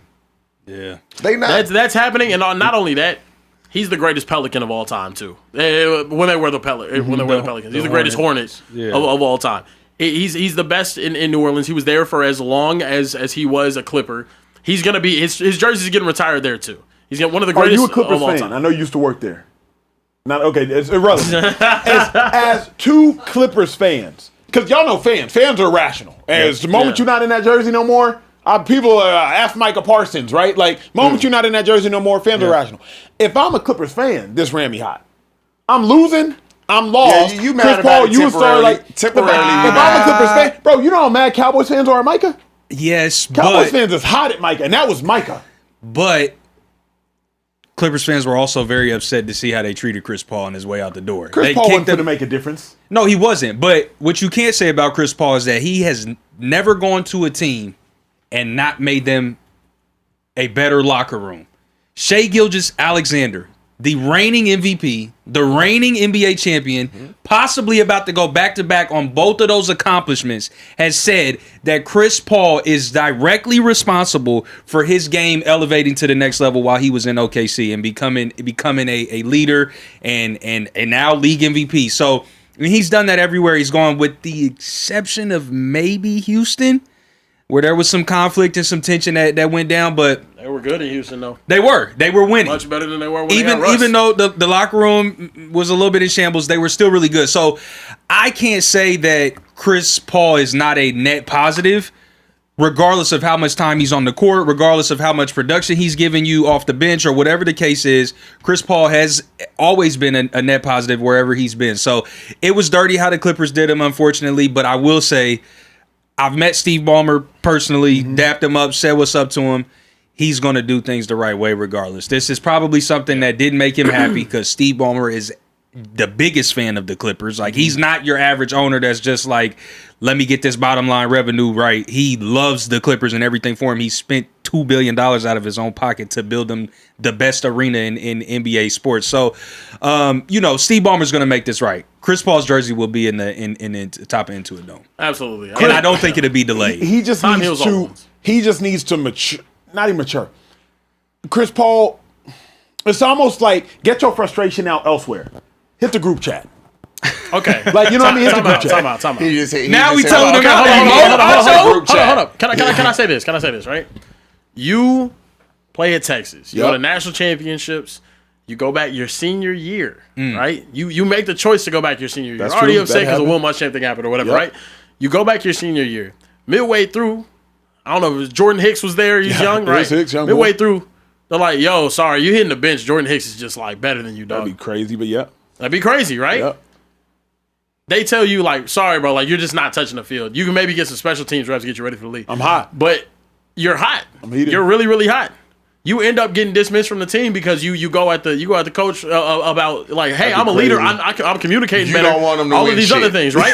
You don't want him to win shit. Exactly. Say, Right? Yeah, exactly. You end up getting dismissed We're from the not team. thinking about what's Yeah. down the Exactly. road. It's a great parallel. Your brother, Karen. amazing. You're one of the best linebackers of that time period. Third team All-American, all that. You end up getting kicked off the team. They lose that bowl game that year. What are you saying if you have Twitter back then? Yeah, I told y'all so. Yeah, all the things. Yeah. All the That's things. my thing. Yeah. And also, Acho, we not gonna act like you ain't kicked the show off with talking about Nick Wright lacking empathy. And now you're doing the same thing for Christopher Paul. Okay? Accountability in the speakeasy, my brother. You're Come right. on now. I'm just saying, have some empathy. If Chris Paul was 20, I get it. Okay. Even Earl Thomas at 29 at the time, right? Yeah. I get it. Bro, I think Chris Paul's 40? like 40. Yeah. You 40 with 39, kids. 40, like, yeah. you dropping memes. Like, that's a high school Fair, thing. that's like, fair. Like, T's not dropping memes. Respectfully, Nah, T, you I'm not. you grow. We can barely get T to log into Instagram. So he's an That's exceptional what I'm case saying, anyway, though. but he definitely not dropping a meme. Yeah, imagine someone with like a billion times your legacy at Texas, but like in the NBA. Okay, a billion is carrying. Come on, dog. But he's got the equivalent of like Yeah. he's like 12 Achos. Yeah. Bro, I mean, like he's a Hall of the Famer. award for the Yeah. best linebacker He in college football is what, the Butkus. Yeah. He has the equivalent to like 5 Butkuses awards and like also leading tackler, so many different like he's one of the greatest Chris of Paul. all time. Yeah. He's Chris Paul. He's Chris Paul. He's Chris Paul. And in the last year he's saying, Chris yo, I'm Paul. coming back one more time for the team that I love. No, Like, you know. could have gotten that takeoff without exposing your Yeah, you employer, didn't have though. to- Yeah, I you mean, didn't you have to roll him under a the billion bus. times is kinda A crazy. billion is crazy. Kinda crazy. Billion is a lot. A billion is a lot. A lot. There's an unquantifiable gap about can quantify it. between You can how quantify good Chris Paul is. You quantify it. I mean, I have a third team. You and did he have has a third team. So he's probably Okay. 13 times my career. If he has 13 Yeah, first 13. teams. Okay, but a billion not times your billion. NFL career. Billion is Because that's what they're doing at the highest level. College career, y'all might be closer. That's more fair. Yeah, that's more fair. That's I got more you. fair. Yeah. I wouldn't have been offended. Yeah, I got you. That's I what mean, it is. I rooted for you. You were solid, man. I Next rooted. I topic. saw video of a We're time. all rooting for you, Tiffany. You want to get some super chats real quick? We definitely do have to hit some super chats. We got a lot stacking up. Our guy JoJo04 jumped in the chat and said, What up, G? TJ, Acho, Carebear, and Trey, did y'all see that Warriors and Clippers game last night? That was a crazy finish, and if 30 in that court, you can never doubt that team and Draymond Green locking up Kawhi. Woo! Bedtime, you can't survive Warriors in 5. They got to give Al Horford some credit. That man came he was locked in that fourth quarter. Yeah. It started out cold. Hey, that boy hit 4 threes. Yeah.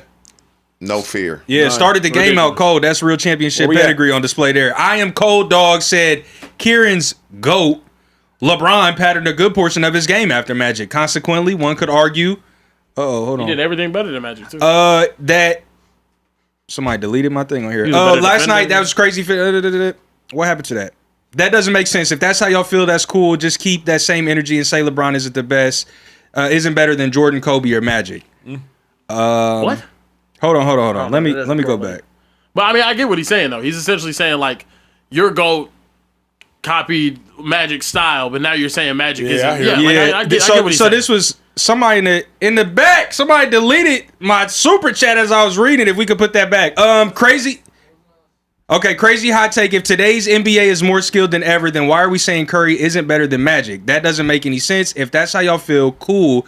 Just keep that same energy and say LeBron isn't better than Jordan, Kobe, or Magic. It's the one sport that hasn't evolved over 40, 50 years. Apparently, I don't get it, man. I think you could say like Curry. Better is so subjective. You could say Curry's more talented than Magic, but I can't say like when I think better, I think impact. Did more. Like I can't say that Curry did more than Magic. Can I get nasty here for a second though? Go ahead, sir. There's a reason why the Celtics and the Lakers have 10 more championships than the next best team. Yeah. And the majority of those championships are before 1990. The league, It's the more disparity parity of for talent. sure. More There's far parity. more parity in the league Yes. now. Like that's it's just a fact. I don't know. So let me go back and give Cold Dog his super chat, his $50 super chat, some justice. Somehow it got deleted out the doc while I was reading it. No worries. Kieran's GOAT, LeBron, patterned a good portion of his game after Magic. Consequently, one could argue Magic's impact on today's game is comparable to Steph's due to that influence. Once again, Magic is kind of in the same boat of anomaly as LeBron James. This is another reason why like Steph's game style has been picked up by kids far more than like LeBron. You're not going to grow to be 6'9", 250 pounds with a 40-inch vertical and just putting your nuts on people's shoulders. That's not going to be something that you can do. Same with Magic. Like, to be 6'9", facilitating, being able to guard all 5 positions or play all 5 positions, it's just not something that you have naturally. I get it. Yeah. But LeBron takes inspiration from someone that he's similarly built to. Right. And he did a great job of it. Yeah. He also then sent another $50 super chat and said, additionally, Magic and Bird increased the ratings of the NBA as they saved it from obscurity. Conversely, everyone chucking up 3 balls helped to bring ratings down. That said, Magic is the GOAT PG while Steph is the GOAT shooter. That is, I think, fair take. What we said. Yeah, that's how you feel. Yeah, I'm not That's with an that. incredibly fair take. Shannon Wilson jumped back What in the up, super Shannon? chat What again up, and said, Shannon? TJ, please don't let those guys let you think I'm flirting. I totally respect the union of marriage, but you do have the best hair on the show. Acho, please, I know you got comments on this. You can't say something like, I respect the union of marriage, but I'm not flirting, and then say you have the best hair she's ever seen in her entire life. Bro, he's just upset because she never really flirts with him like that. I get the compliments. Shady got the compliments. You got the compliments. Charles Minahu got the compliments. But you gotta get. No, Shannon's a troublesome one. Is she? Because Shannon's she's 50. Shannon's like, no, I see you married, but what you doing later?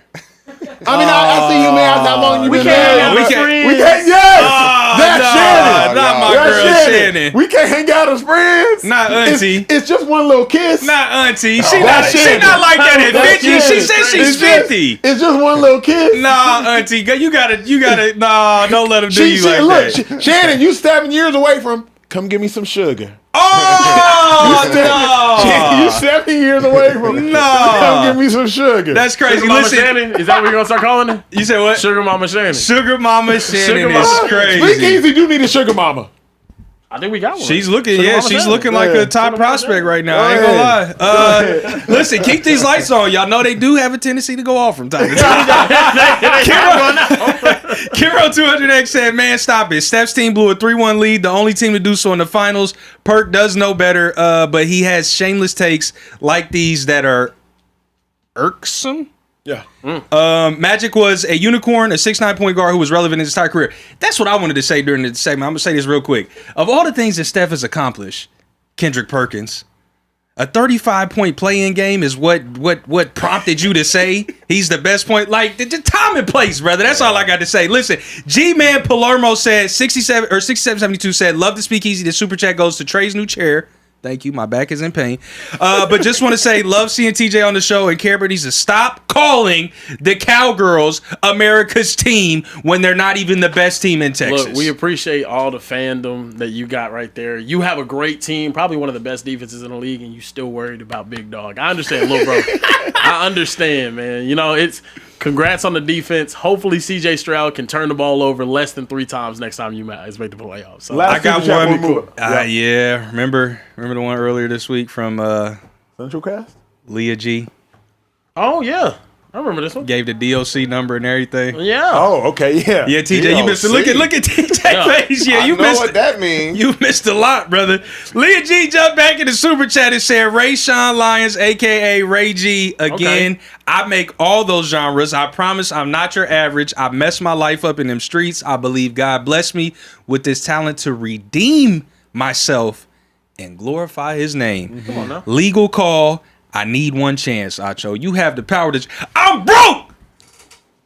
I can't eat! Help me! That's what that's the subtext of his super chat. I'm hungry! I can't eat! Get that man a call, Acho. He gave you the DOC number. Call him. Set up a call. Listen to his music. We might not ever have to work in the Speakeasy again. He might be the one. That's all I got, man. Let's get to the next topic. I'm rooting for you, Rayshawn. I'm trying, brother. I'm trying. Hey, most popular dude on social media, you know, Noodles No Packet. He was also a dude that was incarcerated. Finesse 2 times. He was incarcerated 2 times. With the powder murk. Finesse 2. Powder murk. Noodle No Packet. The can murk. Anyway, we got to talk about some news in the W. Azzi Fudd went number 1 overall to the Dallas Wings and joined her girlfriend Paige Beckers on the same WNBA team. This is news a couple of days ago. And recently... today, during her media availability introductory press conference, she was asked about said relationship, and this is what happened. I'll let you guys take a listen.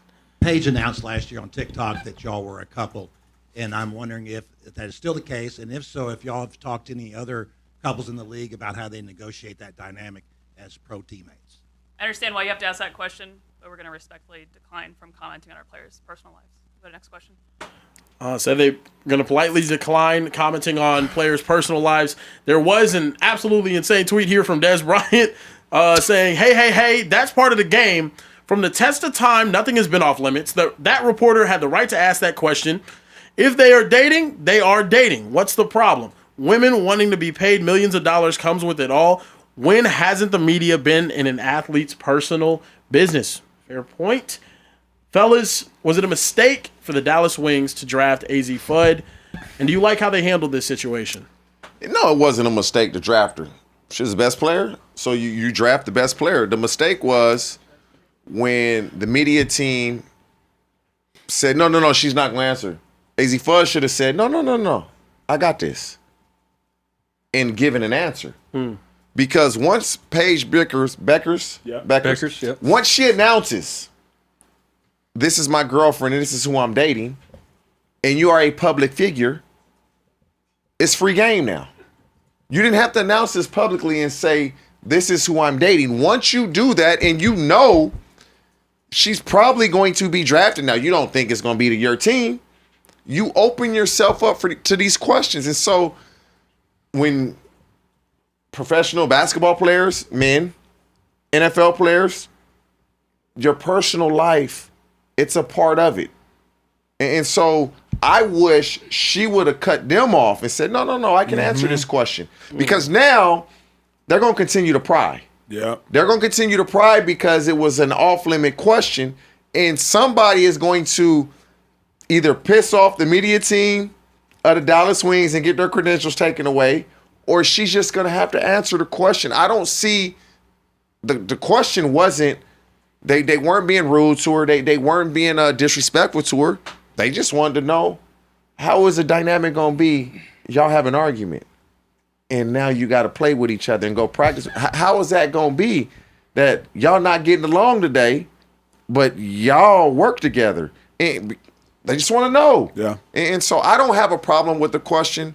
I do have a problem with the Dallas Wings media and their PR team not letting her answer the question because she probably had a great answer ready for him. Agreed. I got a huge issue with how the Dallas Wings handled this because the WNBA players, they want to be treated like grown women, yet we keep treating them like babies on Similac. And that's the problem. Damn. They want to get paid like the men, attention like the men, respected like the men. They should get attention like the men. They should get respected like the men. And the pay is starting to increase. Then stop treating them like little girls. They get participation ribbons. The woman can handle it. They've shown us they can handle it. Their game is legit. Their game is evolving. Viewership is evolving. Then stop treating them like little babies, like it's a preschool game. Aaron Rodgers got asked questions about his wife. Mystery wife, legitimate wife. Who knows? LeBron has been asked questions and has been the butt of jokes. Steph Curry has been asked questions about his significant other and his partner. And they stand there and they sit there and they answer the questions, children included.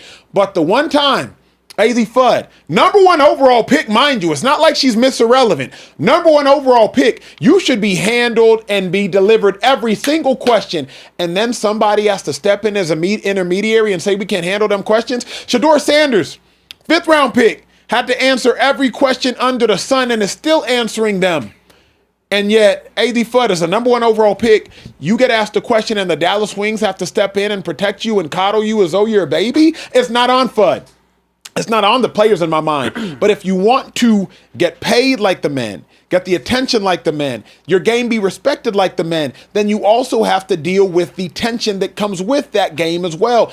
This isn't, to me, a WNBA player issue. This is how you are treating them. Stop coddling them like babies. Stop coddling these grown women like little girls and start treating them like grown women. It is the WNBA, not the little baby NBA. Period.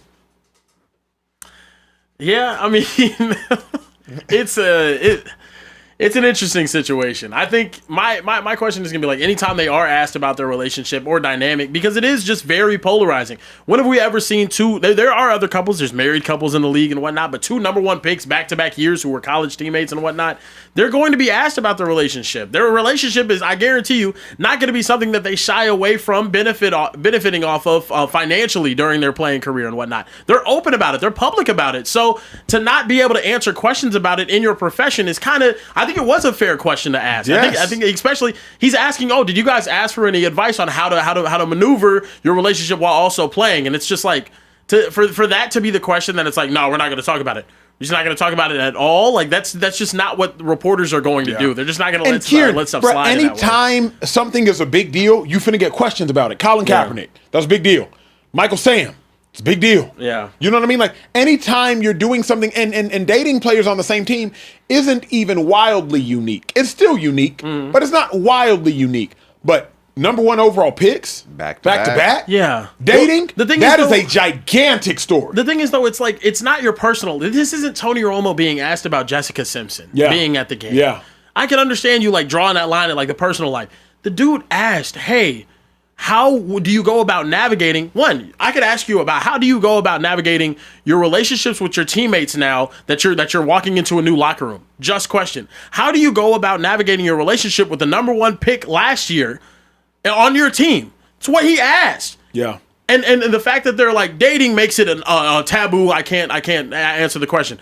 And also, I do agree that these girls can handle it. I hate whenever we approach the W like competitiveness is something like bad, or that even communicating about relationships and whatnot. It is something different. But it just can't be like this just has. I guess we can't ask about it whatsoever.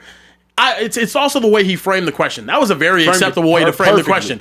If they go out there and they struggle and it's like, yo, Azzi, you struggled tonight. Do you think it's because you and Paige didn't get enough sleep? That's ridiculous. Like that. Like I understand not wanting that. That's none of your damn business.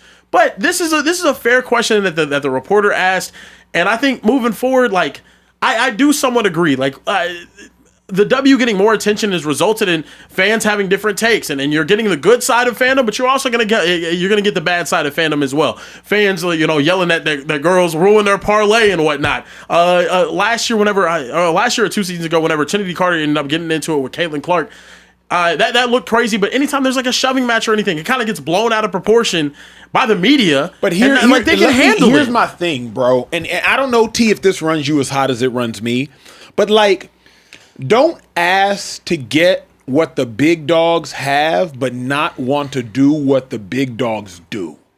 Nothing runs me more hot than that. Like, when players started flying private and getting all this attention, then you're annoyed or you're upset that there are fans outside your hotel. Y'all remember when WNBA players were complaining about that? Like, we got fans outside our hotel hounding us. Yeah. It's what happens when you're a star. It's what happens when people care about your sport. You're number 1 overall pick. We care about the game now. It's what happens when you care about the game. And you know what else happens with this?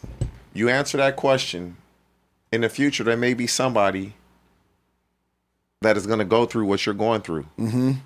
My girlfriend's on a team. I get drafted to that team.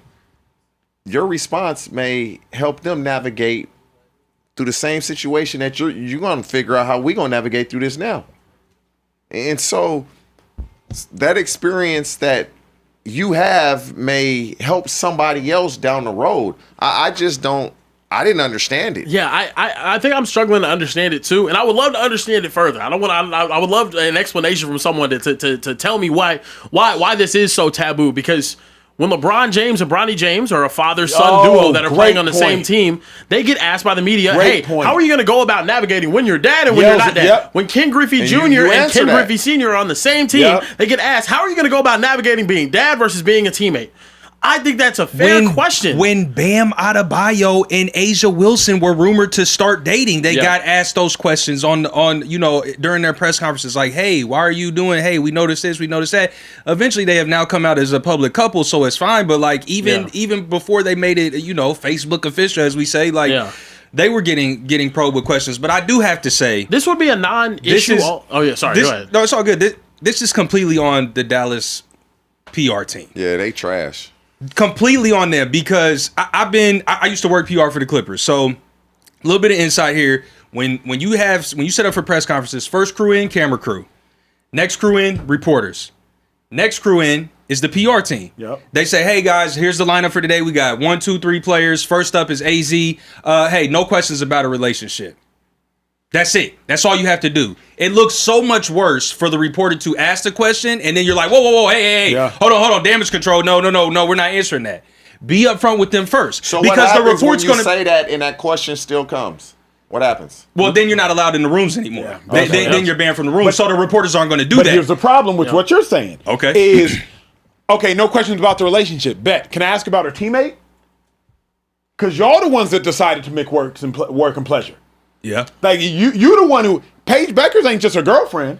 Paige Beckers is her teammate. Yeah. Y'all both number 1 overall pick, so don't ask about the relationship. Okay, hey, how are you going to handle the dynamic between you and Paige?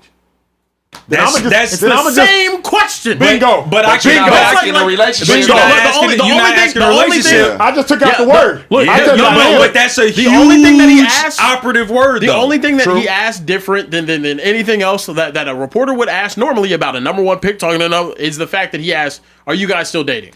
I can understand are you guys still dating? Is it something you want to disclose? But if they broken up or whatnot, I don't know what the situation is. But here's my point: if it was a big enough priority for you to interject before she answered and be like, whoa, hold on, we're not doing that. That should have been something that was established beforehand, because then if you don't care about the story, coming out that like, oh, look, because now it's a spectacle, right?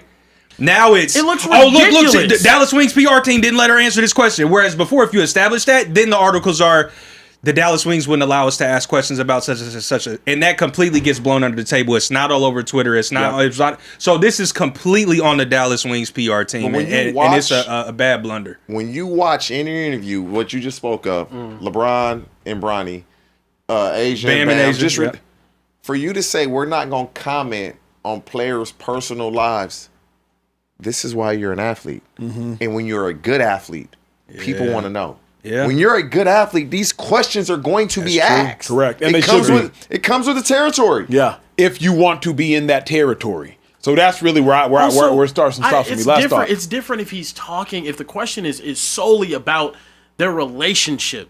He's talking about them as teammates and the foundation that they have as like in a relationship. You went out on your own and publicly claimed you were in a relationship with your former teammate, now teammate again, and you're being asked about it.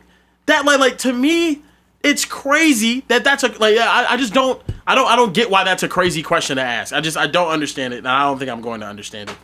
But yeah, that's just what I think about it. Moving forward, we have more news in the NBA world. Former NBA player and assistant coach Damon Jones is expected to become the first person to plead guilty to sports gambling charges that were brought forth by the Department of Justice last fall, which led to 30 arrests. He was previously pleaded not guilty to indictments charging him with profiting from rigged poker games and providing sports bettors with non-public information about injuries to LeBron James and Anthony Davis while working with the Lakers. Fellas, how do we feel about this situation with Damon Jones possibly about to plead guilty for sports gambling charges? Terrible look, bro. Terrible look for the NBA. Terrible look for Damon Jones. I know Damon Jones personally. I think I still have his phone number. We used to work together at the other network. It's a costly mistake that undermines the integrity of the game. And you cannot undermine the integrity of the game when the game is already on pins and needles. It's just not something that can happen because people spend billions upon billions of dollars annually in the gambling industry.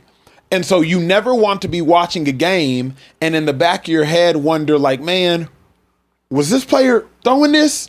Like, wait, why did KD only shoot 2 shots in the first half? Kevin Durant? Like, was this player giving maximal effort?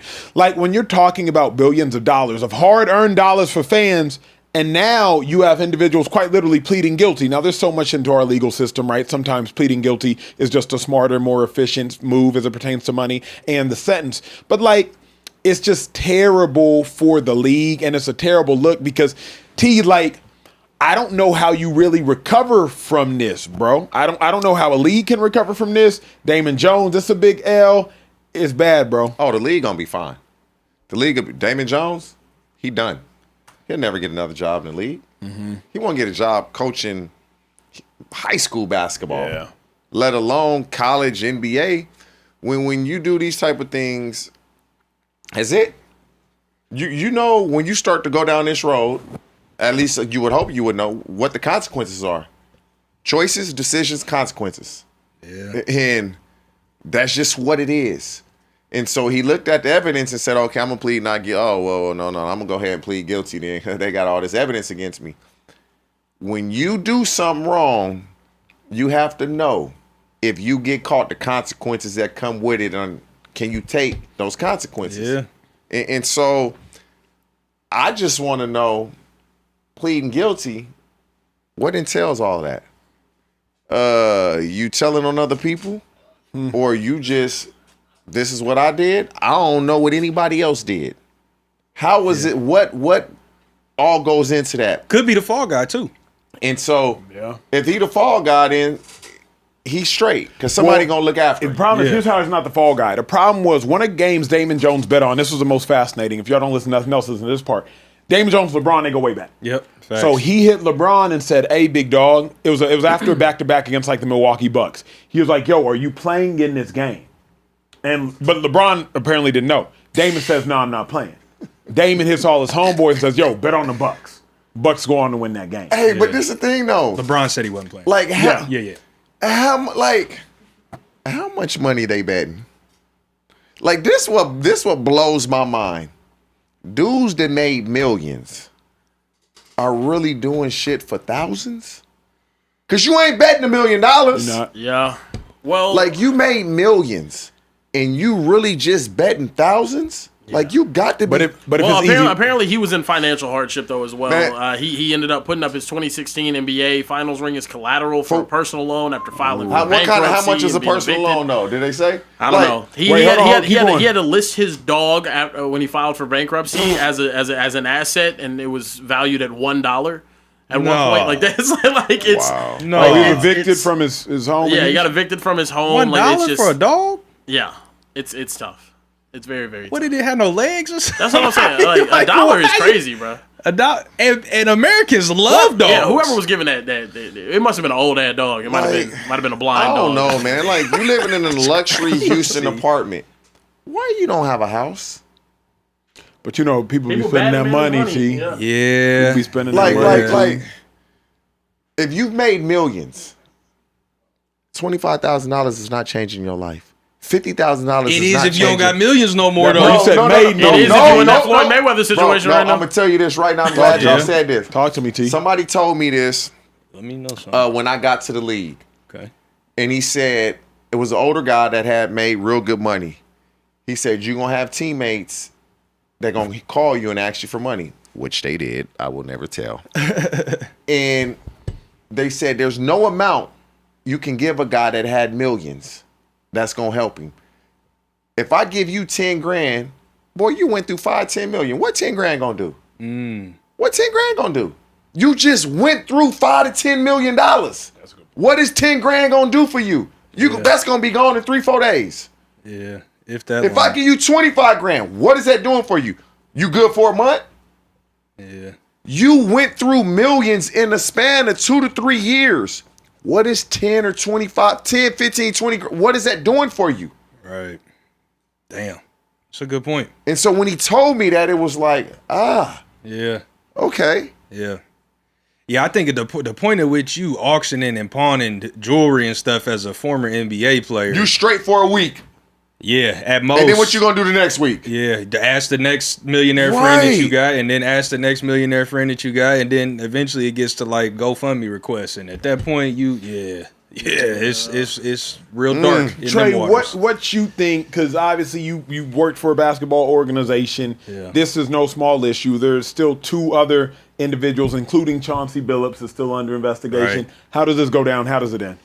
I mean, maybe the buck stops here with Damon Jones. If they are like, yo, DJ, we know you hurting for money anyway. Here's your chance, brother. You take this fall, do a little bit of time. When you get out, we gonna make sure you straight. Maybe that's where this is. Yeah, he's solid. He got to do that. He got to it. His back may be so against the wall that he, the point at which your dog is offered $1 for sale. Yeah, $1 you gonna do anything to get some bread back, especially like TJ said, as a millionaire, you are used to living a lifestyle that is not what you're living now. At least when you plead guilty, put an end to it. Diana Rossini. You plead guilty, y'all stop searching. Y'all stop snooping. Right. Because if you don't plead guilty, remember, his most notable wager had to do with LeBron James. Yeah. But that's it. To me, I'll be honest. If your homeboy call you, you playing? Nah, I ain't gonna play. That's just you talking to a homeboy. Sure. Yeah. But T, you know what it is. When cats start digging, they start digging. Yeah. When they start looking, so how many times did you ask LeBron James? Because now I can subpoena your text messages. Yeah. How many times did you ask LeBron James if he was playing or not? Dang, how many times did you bet? And did LeBron ever say, bruh, I don't know, why you asking?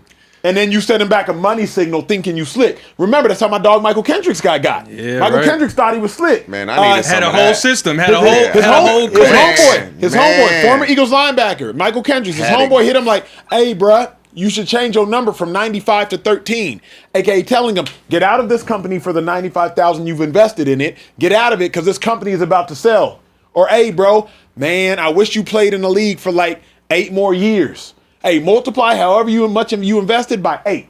Yeah. You know what I mean? And next thing you know, got subpoenaed. Phone records got subpoenaed. Just went through the whole call log, and now you facing 25 years. Obviously, you plead this, you plead that. Sentence reduced. Yeah, they do it, but when you do it, it's a problem.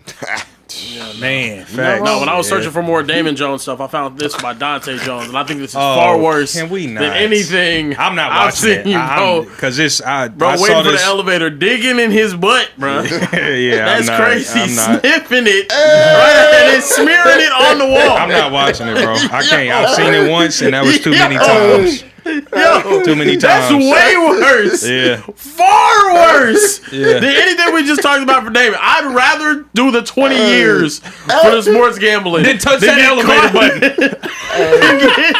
Getting caught digging in my ass, sniffing it, and that's then sick. smearing it on That's the sick. wall. And Dante's on the Clippers coaching staff. Thankfully, I ain't never dap up with him. It was always what's good, DJ. All right, I'm gonna fuck with you, and thank God it was. That is oh, bro. Kieran, get us to the last topic, bro. Strictly head knots with Dante Jones. That's nasty as hell. Last topic of the day. Stephen A. Smith went off on Kawhi Leonard today. I'll let you guys take a listen to what he had to say. Obviously, it's something that isn't true because he's gone home in the first round or they've missed the playoffs the last 5 damn years. That's what it really, really comes down to. And it's solidified the fact that even though he can play, he is not the person that you would want as the leader of your franchise. Do you guys agree with Stephen A. Smith that Kawhi Leonard is not the man you want to lead your franchise? I disagree. Because I look at, and it's years ago, obviously. You look at the Toronto Raptors. What were they before and what had they been after Kawhi left? That's all I'll say. What were they before he got to the Toronto Raptors and what have they been since he's left? And if you ask, who is the Clippers' second best player this year? Correct. Who's their second best player? Darius Garland. Everybody gonna have a different, and a Darius Garland that got there middle of the season. You trade James Harden, you train Zubac. Yep. What do you expect from him this year? And so, do you give him a pass? No. But you wouldn't want him as a leader of your team? Some guys lead by example. Everybody know Kawhi Leonard is I'm not saying much type of guy. How I play gonna do all the talking for me. And so it's an easy target when you lose. It's an easy target when you haven't been to the playoffs in 5 years, injuries and so forth and so on. But we got to remember, he is playing for the Clippers. That part. Stephen A. had a line on this one. Stephen A. tripping. We talk about Steph Curry this, Steph Curry that. The reason Steph Curry won that game was in part because of Draymond Green. The reason Steph Curry won that game was in part because of Al Horford. When Kawhi was getting locked up, where was everybody else? Shout out to Brick Lopez matching Al Horford after Al Horford knocks a 3. Brick Lopez knocks down another 3. Where was Darius Garland in the fourth quarter? Where was Chris Dunn? Where was everybody else?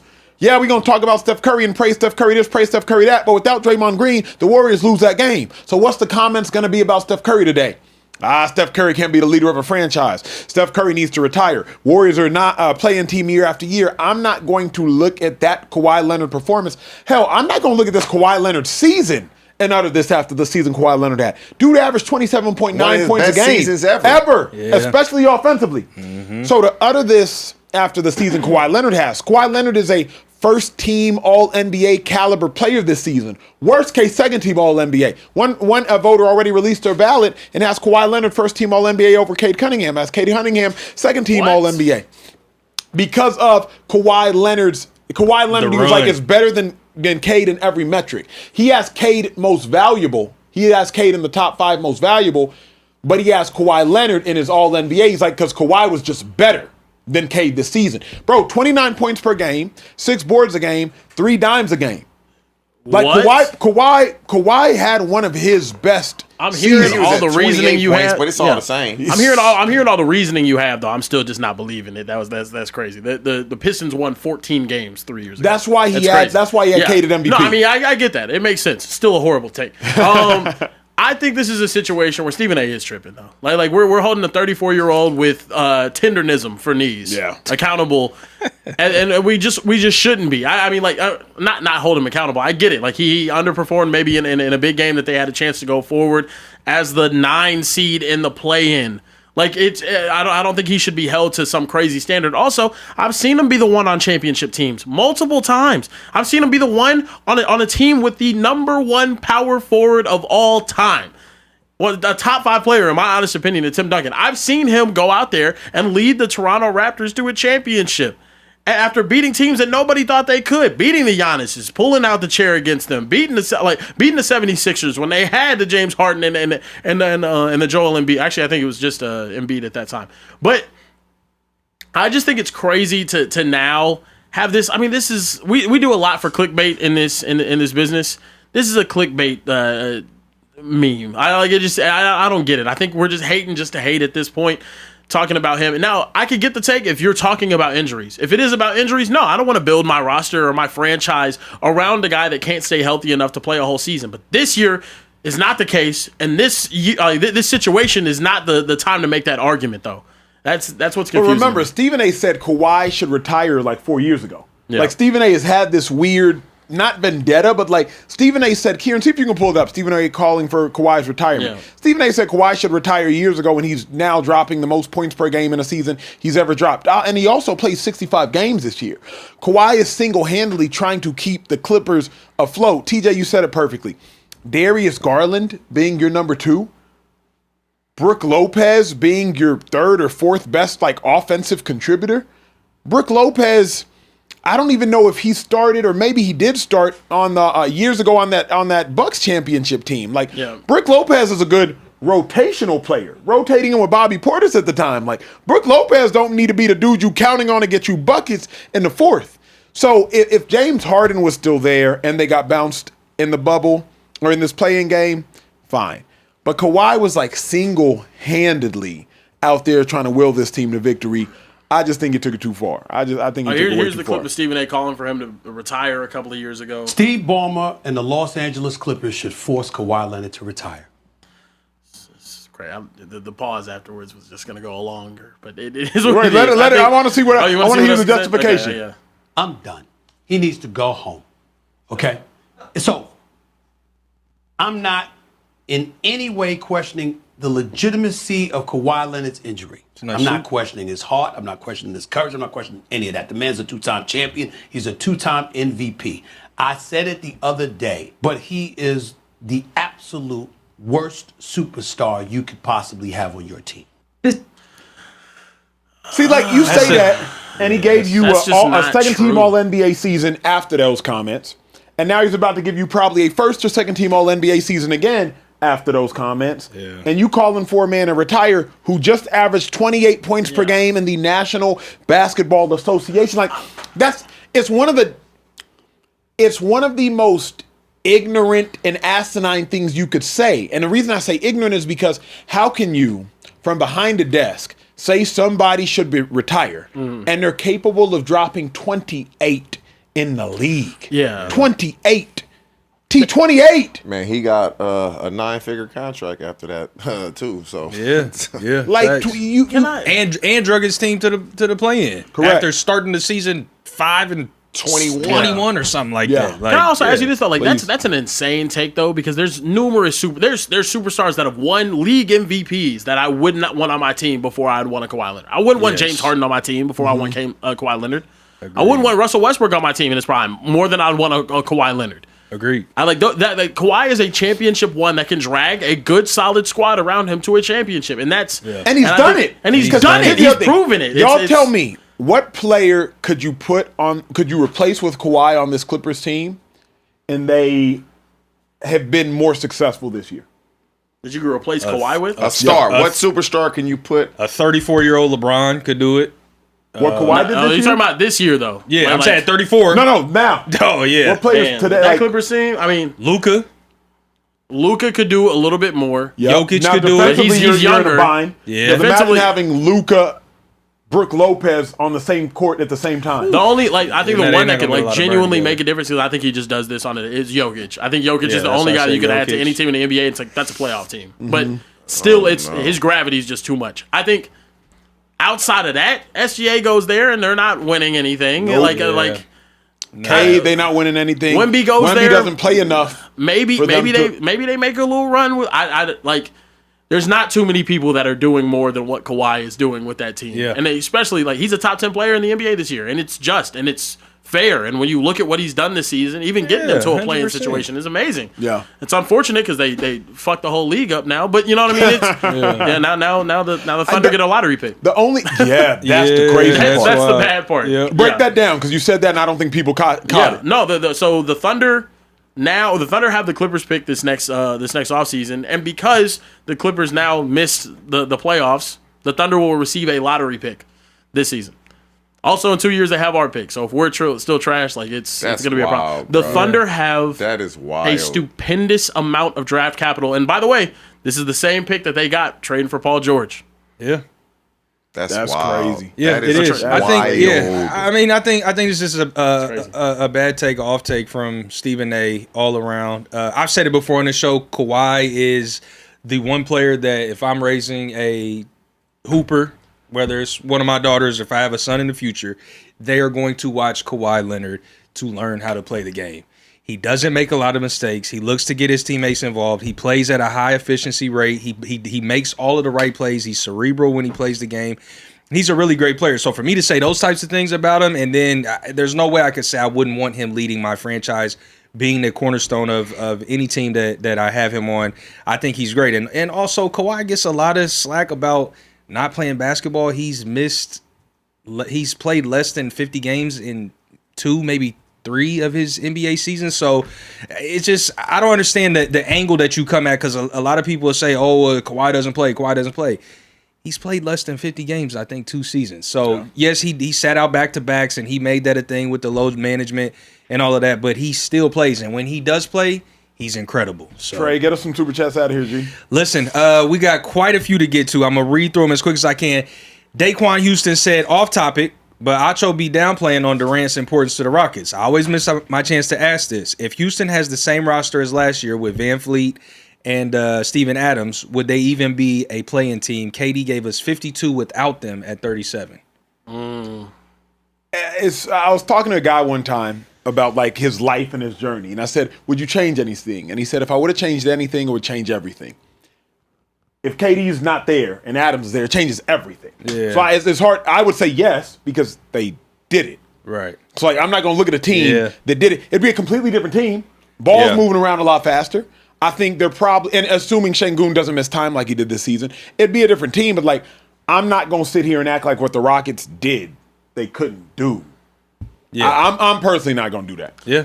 That's fair. Listen, Lil Seth Potter 263 said, it's funny to me that Magic Johnson fans love to point out that 3-1 lead that Steph lost, but y'all would never talk about Magic getting swept in NBA Finals with Kareem Abdul-Jabbar by his side. An old Kareem. Yeah. Still got swept. AOT VAR said, do y'all think Kawhi underachieved since being with the Clippers due to the fact of all things they gave up due to him wanting Paul George? Just think about what SGA has become since they traded him.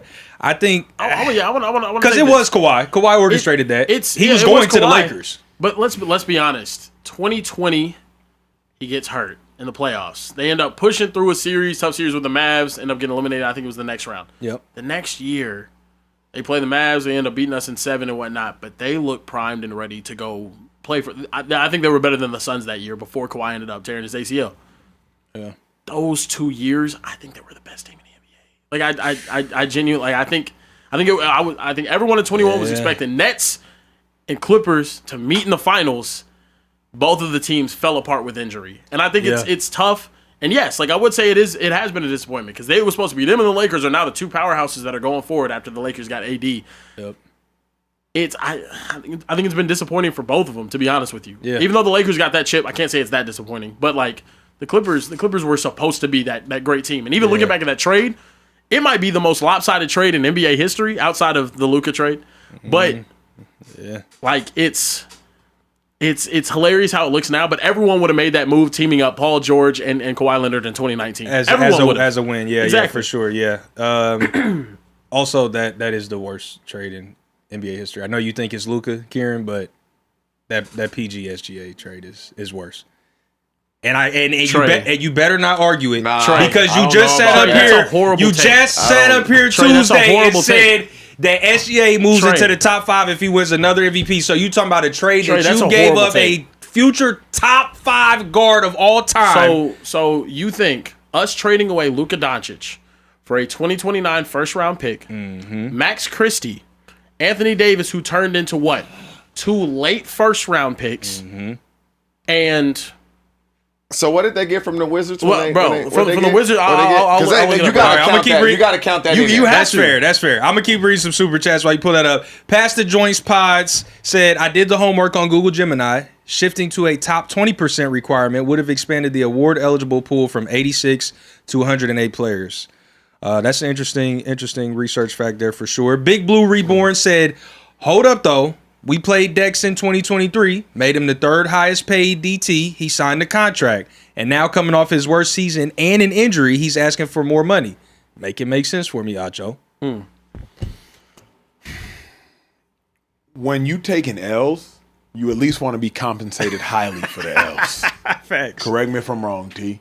If you bottom of the barrel, Yeah. you at least want to be compensated accordingly. Yeah, you want to be at the top of the bottom of the barrel. Correct. Yeah, that's fair. Okay, I pulled up the trade. By the way. Okay. So Luka Doncic, the dude who just took the Dallas Mavericks to the finals in 2024. Yeah. We know his resume. 5-time first team All-NBA. Yeah, we know his resume. You've told You us. traded him, and this is what you all got for him. Okay. You traded him for a 2029 first-round pick from the Los Angeles Lakers. Likely not going to be a lottery pick. You traded him after the Anthony Davis trade for two more first-rounders that are not lottery picks. Yeah, the 3 SGA second-rounders. trade is the worst A.J. Johnson, Chris Middleton, Thank you. It's worse. Marvin Thank Bagley, and Thank you. Max Christie. Yeah. And the SGA trade is still worse. I just listened to you guys on Tuesday they gave say up hella that first-round SGA is about to picks. move Yeah. into the top 5 guards of all time. Guys, Yeah, you it traded is. away. Have you seen what the Mavericks look like? Yeah, they have a great white We hope. were in the SGA NBA turned them Finals around. 2 years ago. Yeah, it's a rebuild. And you It got happens. lucky. But the thing is, Coop doesn't count as a part of that. We weren't supposed to be a number one overall That's fair. draft pick. That's fair, You yeah. got bailed by Coop. If Coop was not there, I want you to imagine what the Mavericks look like right now. yeah, with that's no ugly. draft capital moving forward. That's ugly. It's the worst trade in professional sports terrible. history. All right, I'll let you have that. Marcel Lee said, I literally hate when Acho wins any takes. Makes me grab a drink. When he's right, he's annoying. What do you feel about that? I don't know. What were you right about today? Nick Wright, probably. Fair. You said before the show? Oh, beginning of the show. So yeah, probably Nick Wright. Yeah. Javante Crawford said Ben Wallace don't count ? In terms of the defensive convo. Yeah, best defensive player of all time.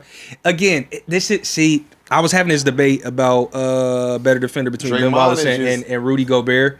Because I think Pat Bev made his spiel about that or whatever. Ben Wallace was and is a much more impressive defender because he did it at 6'9". Yeah.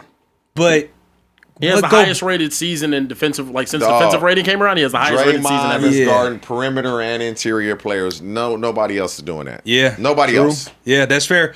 Our weird cousin, Central What up, Cass. Central Cass? You've been quiet, G. He I'm been glad you're quiet. right. He been I'm glad quiet. He you're jumped right. in. He said he's a big Clippers fan. He said CP3 deserves every right to say and make jokes. As a Clipper fan, he was not debatable the best Clipper.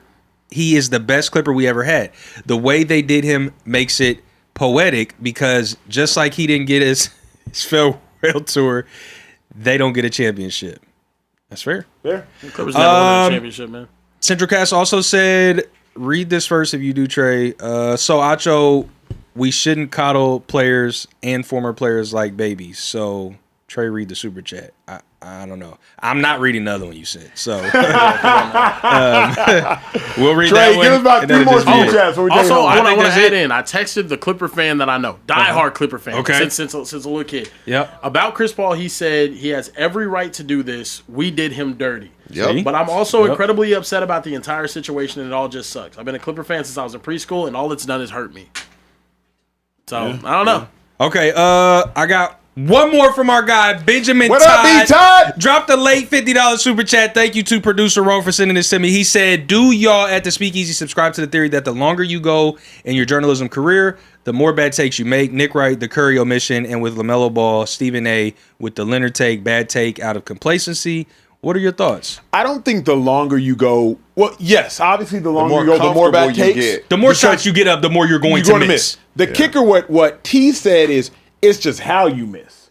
Like if you miss personally, that's different than just, I thought the Bucks were going to go to the Super Bowl and they didn't. Yeah. I had a brain lapse and left Steph Curry off my top guards list. Yes. Can I take this though too? Yeah. Well, Anyone at home, start a show, do it for a year, do 5 episodes a day, or do 5 episodes a week, and let's see how many god awful takes you had. Yeah. You have bad, bro. Everybody has bad takes, but for whatever reason, it's like, oh, these dudes stink. They have horrible takes. Name me one guy in sports journalism that gives takes often that's never had a bad one. Correct. You can't. Give me one guy that hasn't had a god awful one.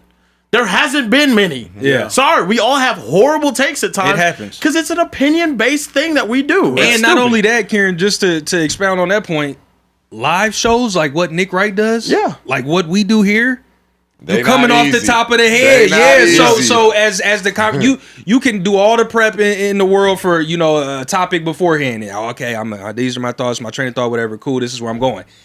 And as we've seen in the Speakeasy, a ton of the conversation starts to go left, it veers right, it goes up, it goes down, it goes anywhere, and then another topic gets introduced. A subtopic comes into now you haven't prepared for that at all. You're saying something off the top of the dome, and it's They more. said TJ never had a bad take. That's what they're saying in the chat. TJ, he don't miss often. He only be here twice a week though. TJ Oh damn! Acho, hey no. Make TJ be here 5 times a week. He gonna give you Also, one there. TJ 2 weeks had a I'll be bad here take, 5 so- days in a row. Yeah, So we'll see that. Yeah, We'll see that. Okay, We'll all see right, that. TJ, that's what's up. That's all I got from the super chats, though. Do your thing in the back. Look, man, we appreciate you guys. If you're watching still, go ahead and hit that like button and hit that subscribe button to be, and Why also hit the haven't bell you button already? to be notified. Why the hell when haven't we you go subscribed yet? Like, yeah, what I do don't you know. Why think? aren't you? Why aren't you subscribed to the channel? Subscribe to the channel. If you're watching right now, if you're commenting, Do it. If you're commenting, we know you're subscribed. But if you're on, not man. commenting, go ahead and hit that subscribe button. Why not? We know that you guys enjoy the show, and we know now. a lot of you guys are probably watching a replay of this right now the next day. I just talked to the future. That's crazy. That's pretty That was cool. nice. Well, I'm Yeah, telling you. yeah, I'm telling you're you. getting in your Look, bag right now. It's been an amazing show. We will be back live Sunday night. Well, we won't. I won't be here. But Sunday night, 11:15 p.m. Eastern, 10:15 p.m. Show's gonna look a Central, little bit different. 8:15 A little p.m. bit smaller, Pacific a time. little bit lighter load. On Here in the Sunday. Speakeasy, we don't respect Mountain Time.